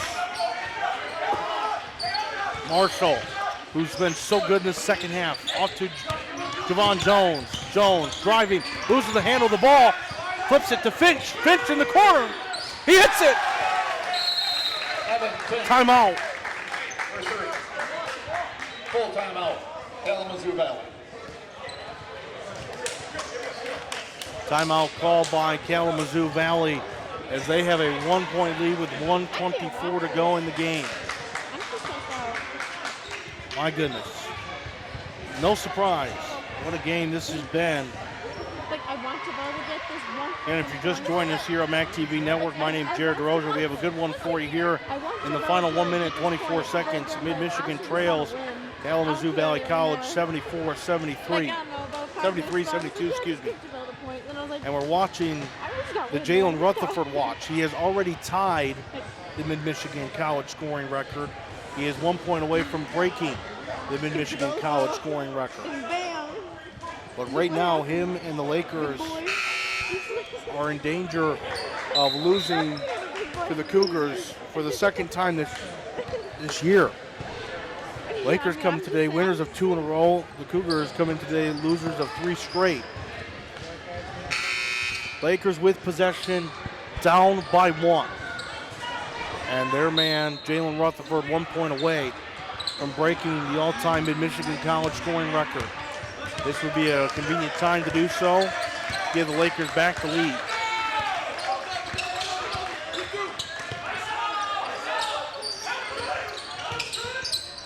Rutherford, step back 3. He finds it! And Jalen Rutherford, congratulations, has just set the all-time Mid-Michigan College record for scoring. What a way to do it, because he has given the Lakers a 2-point lead. Under a minute to go. Outside for Macy. Macy, so outside to Reed. Ross, excuse me. Jordan Ross for 3. He's short. Macy with the rebound. Macy up with it. He can't get it. It's tipped out. And out of bounds off of a Laker. My goodness, what a crazy 30 seconds here. Timeout. Kalamazoo, a full timeout. Cougars timeout, full timeout. Meanwhile, ladies and gentlemen, again, news to break here. The Lakers, carry on Jalen Rutherford has just broke the all-time scoring record for Mid-Michigan Community College. Meanwhile, it is a 75-73 Laker lead with 30.1 seconds on the clock. It will come down these final 30 seconds. This possession right here for Kalamazoo with 13 on the shot clock is vitally important because of the fact that if they don't make this, they're going to have to either have a quick steal or they're going to have to foul. And they have fouls to give, which is actually a problem for Kalamazoo because they can't foul and just have the Lakers immediately go to the free throw line. They have 3 fouls to give before the bonus hits. You know how you're talking about Mitchell, how he's got like the locker number? The official talking to our scores. Chewing on it. Looks like some time will be put back on either the game or the shot clock or both. Wow, 19 seconds put back on the shot clock. That's. He makes up for it. I'd like to, I'll be curious to hear an explanation on that, but I'm not a national broadcaster, so I'm not going to get a word from the officials. So on we play. 2-point Laker lead. Javon Jones, Marshall, Reed. Yeah, I can hear you. Oh, that sucks. Javon Jones underneath. He is fouled by Javale Lewis, who has 4 fouls. Javon Jones. This is interesting though. Javon Jones has struggled from the free throw line. At the line, number 23, Javon So this Jones. might not be the worst thing for the Lakers because Javon Jones has struggled. This is a 1-and-1. No pressure. He makes it. Big free throw make there. Now the shot clock is off, so the Lakers will get the final possession. If this game is tied on this free throw, the Lakers can get the final possession. You would assume Coach House will use one of his timeouts he has left to discuss a play. It's made. Waiting to see and maybe just want to get across first. They do. Timeout called by Coach House with 16.2 seconds left. Lakers timeout. It is a full timeout for Coach House and Lakers. Well, if all things fall into place, the Lakers would essentially get the final shot with 16.2 seconds. There is no game clock. So the Lakers can take the final shot. They just need a 2 to win this game. Jalen Rutherford has already broke the record, Mid-Michigan College scoring record, with his 14 points tonight. He needed 12 to break it. He has 14. That big 3 hit earlier still stands so tall because he hit that 3 at 75-75. If he only hit a 2, the Lakers would actually be down by 1. Now, again, you're just joining us. As I mentioned earlier, these two teams played back on January 15th at Kalamazoo Valley, and it went to overtime. The Cougars did prevail 85-79 in overtime. So these two teams have already went to overtime. And if the Lakers cannot find a way to make a basket here in this final, what you would think final possession, then we're going to overtime again for the second time between these two teams. Hold on, folks. We got a good one for you here on MAC TV Network. Good finish brewing here. Interesting. Could the Cougars just foul here? Give some fouls, burn some time. Not looking like it's going to be that way.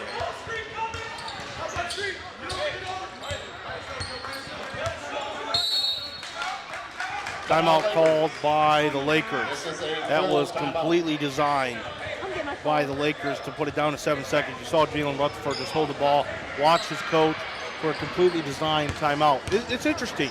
I actually do think it makes sense, though, when you think about it, because of the fact that if you play around with 16 seconds, you may take the shot too early, then thus leaving Kalamazoo with a possibility. Now with only 7 seconds, you're leaving yourself with a chance. Now some would say, of course, well, that means you only have 1 play versus maybe 2 plays, which is true.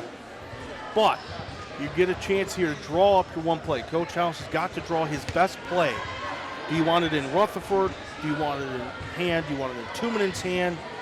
Maybe Darion Evans, possibly Javel Lewis down low. And the all-time scorer seems like the logical reason, but maybe that's why you wouldn't go to him. 7.3 seconds. This is either going to win the game for the Lakers or we're going to probably go to overtime for the second time between these two teams. Here we go. Hang on, folks. 7 seconds. Final chance for the Lakers, or else we're rolling to overtime. Can the Lakers prevail?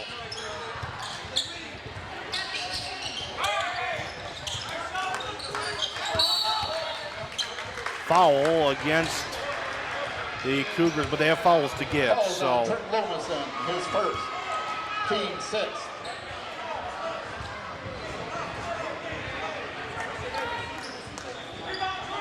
.1 now on the clock and another timeout called by Coach House. Lakers.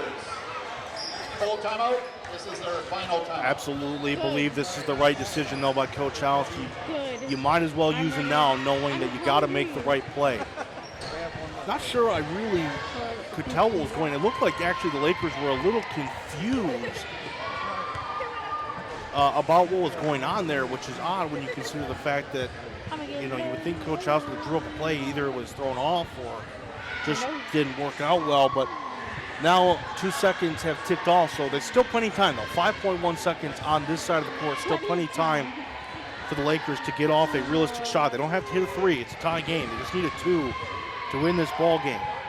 What a game it has been, back and forth. Do not forget though, the Lakers had a lead as large as 15 in this second half, but it's kind of been a story this year for the Lakers. They have had trouble holding on to late leads.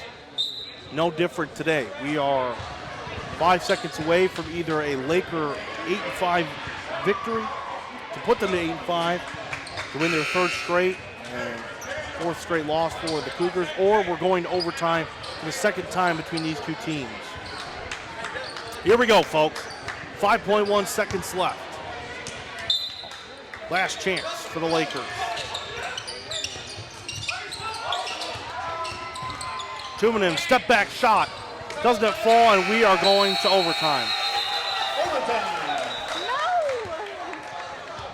That is the end of regulation.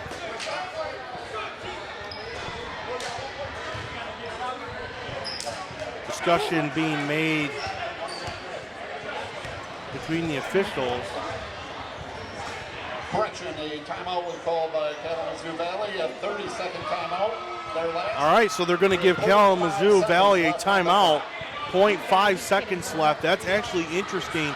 That is enough theoretically to throw it and tip a shot off. So Kalamazoo has a chance to actually end this in regulation.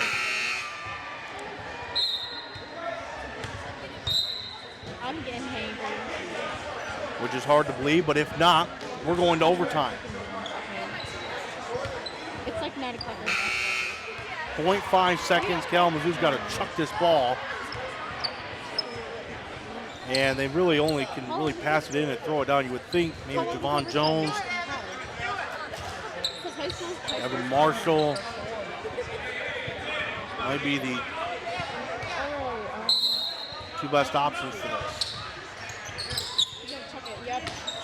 It tipped it up and it hit the fan. That's mid-Michigan ball. I believe that's Laker ball. If it hits out of bounds, out of play, that's Laker ball. And now the Lakers have a chance, folks, with 0.5.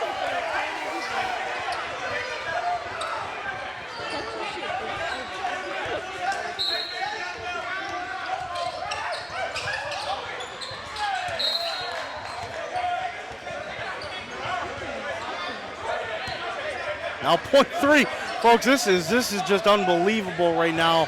0.3, still time though to get it off, I believe. You gotta shoot, step and shoot.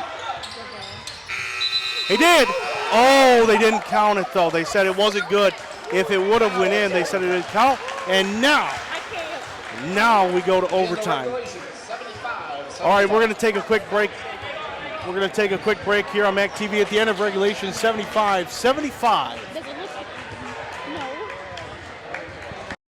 Sports are about more than just a game. High school sports bring the community together. Whether you're cheering for a touchdown, three-pointer, home run, or an ace, you share something in common. That's why MAC TV Network is proud to be part of the community. We bring the spotlight to your athletes. MAC TV Sports is the home of St. Louis, Mount Pleasant, Sacred Heart Academy, Claire, and Harrison. MAC TV Sports, your town, your team, your sports.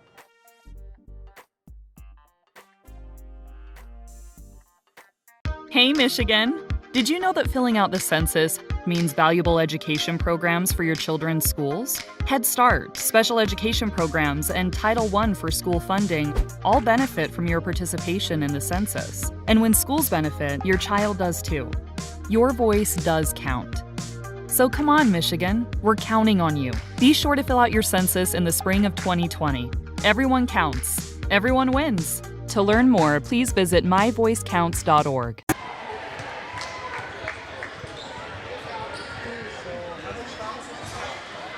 We go to overtime between the Lakers and the Cougars. 5 minutes put on the game clock. We're tied at 75 at the end of regulation. So 5 minutes to decide, possibly, unless we go into a second overtime. Here we go again. Jordan Ross, Javelle Lewis. Javelle Lewis wins and into the hands of Ariane Evans. So no more record to worry about. Just 5 minutes of play between these two teams to hopefully decide a victor, as we couldn't decide it in regulation. The first overtime game of the year here on MAC TV. Rutherford with a step-back fade shot. Oh, Rutherford. Evan Finch. A little off, but gets his own rebound. Devon Jones. And a foul called. I'm trying to figure out. Looks like it's going to be against Rutherford. It is. His second. Bonuses travel over. So he'll go to the line to shoot. And Devon Jones here's hurt, which is really not good for the Cougars. Javon Jones. If he is hurt in any way, shape, or form, because he has been their best offensive player. Jalen. This is the first. So that, yeah, you can see favoring his right leg. That's something to keep an eye on. Javon Jones, with no question about it, him and Devin Marshall have been their best offensive weapons. And he makes the second, but again, something to keep an eye on. Javon Jones, he whips down the court, looks okay. 1 point Laker lead. Again, 5 minutes here in overtime is all that's put on the clock. Rutherford, the step back three, a little strong. Messi with it. Jordan Ross up with it. Jordan Ross blocked away by Rutherford. Jordan Ross is going ballistic against the official. Tumanen thought about the three instead of drive. Goes a little full step and one.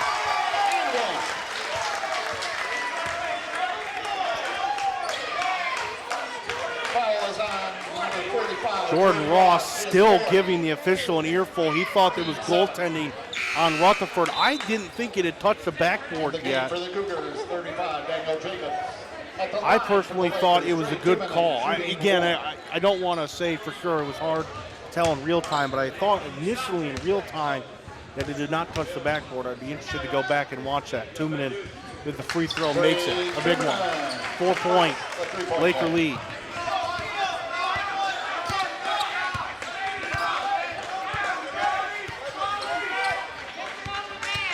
Devin Marshall out to Javon Jones. Might be up to Jones and Marshall to try to get these Cougars the win. Javon Jones slick to the rim. 2 point game. Javon Jones is so good, man. He really is such a good player, an athlete. Fun to watch. 3.5 to go in overtime. Rutherford driving, spinning, looking. Out to Hungerford. Hungerford now driving. Thought about it, now gives it off to Javelle Lewis. 10 on the shot clock. Javelle Lewis backing off the glass. That's how it's done by the big man. Nicely done, one-on-one with Daniel Jacobs. I'm telling you, he's a big boy. Marshall to Messi. Messi just threw it away. He thought Javon Jacobs was going one way, he went another. Messi threw it out of bounds, and it is a 4 point Laker lead with 3 minutes to go. and a chance to add on. Under 3 to go in overtime. The Lakers trying to end it in overtime, the first overtime period, after they could not in regulation, after that crazy end to regulation.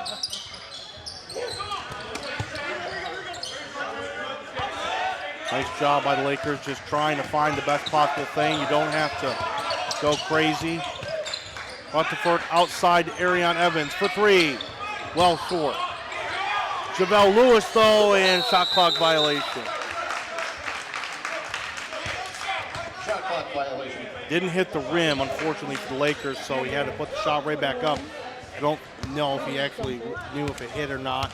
Regardless, shot clock violation. The lead remains at 4 for the Lakers. Javon Jones. Jones out to Marshall for 3. It looks on line. It's good. It's a 1-point game. Marshall and Javon Jones are the offense and the heart that keeps the Cougars beating. Under 2 to play in overtime.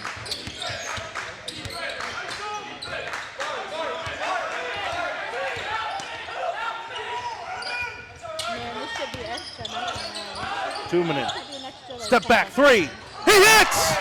Oh, what a big 3 by number 14 in the white and blue. And Arion Evans tried to poke it away. Out of bounds on Evans. Almost was touched again by a Cougar. Back to a 4-point Laker lead. My goodness, great 2 minutes. A minute and a half to go in this overtime period. Marshall driving, blocked away by Javelle Lewis. Big blocks by Lewis and Rutherford in this overtime period. 16 seconds still on the shot clock.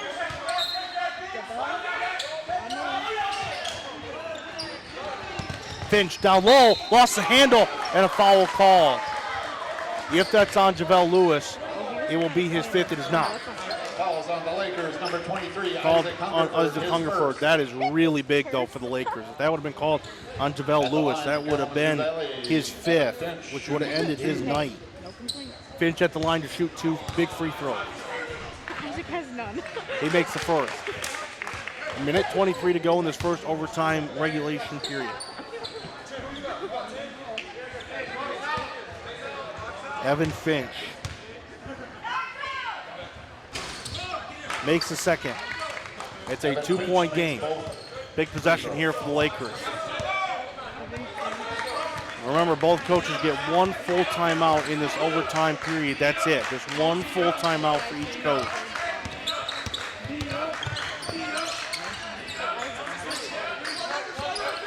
One minute to go. Rutherford, step back. Off to the side.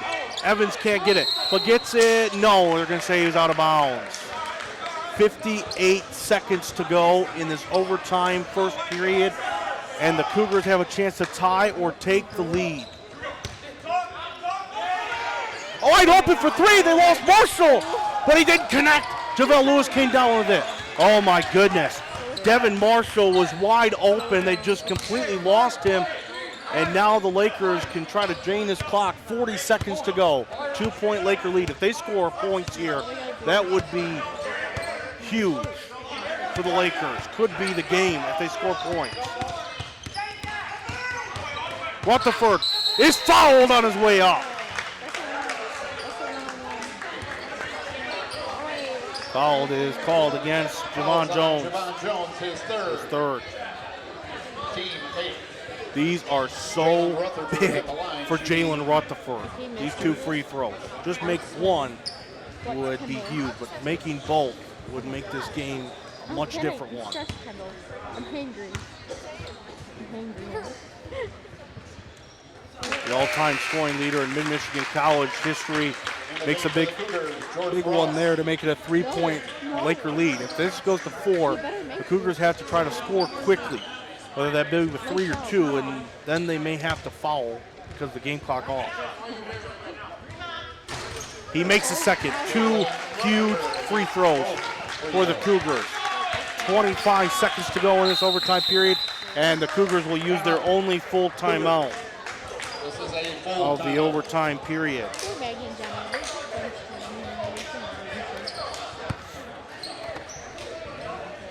My goodness, folks. Are they going to meet us there?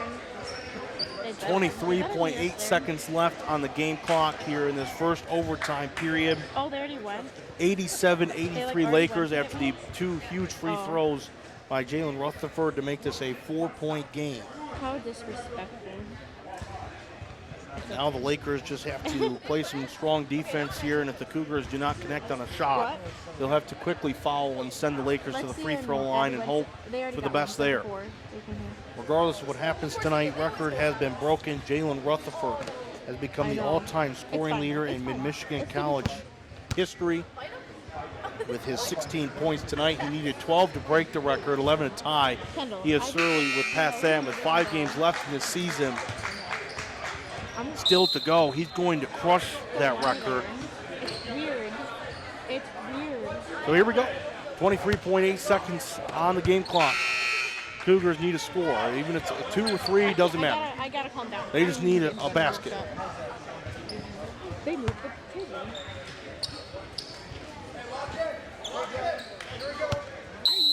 My head's like sweating. I can feel it. Vaughn Jones to Devin Marshall. Will they go for the 3 or will they go for the 2? Wasting a lot of time, no doubt about that. Devon Jones to Jordan Ross. Ross driving, throws it out to Isaac Hungerford, who steals it. To Arion Evans, that seals the game. The Mid-Michigan Lakers survive in overtime, and the Lakers win in this overtime period. Cougars 83 in overtime. At this time, our final score in a record-setting night. The Lakers win in overtime, 89-83 over Kalamazoo. From all of us here at MAC TV Network, my name is Jared DeRosa. We wish you all a good night.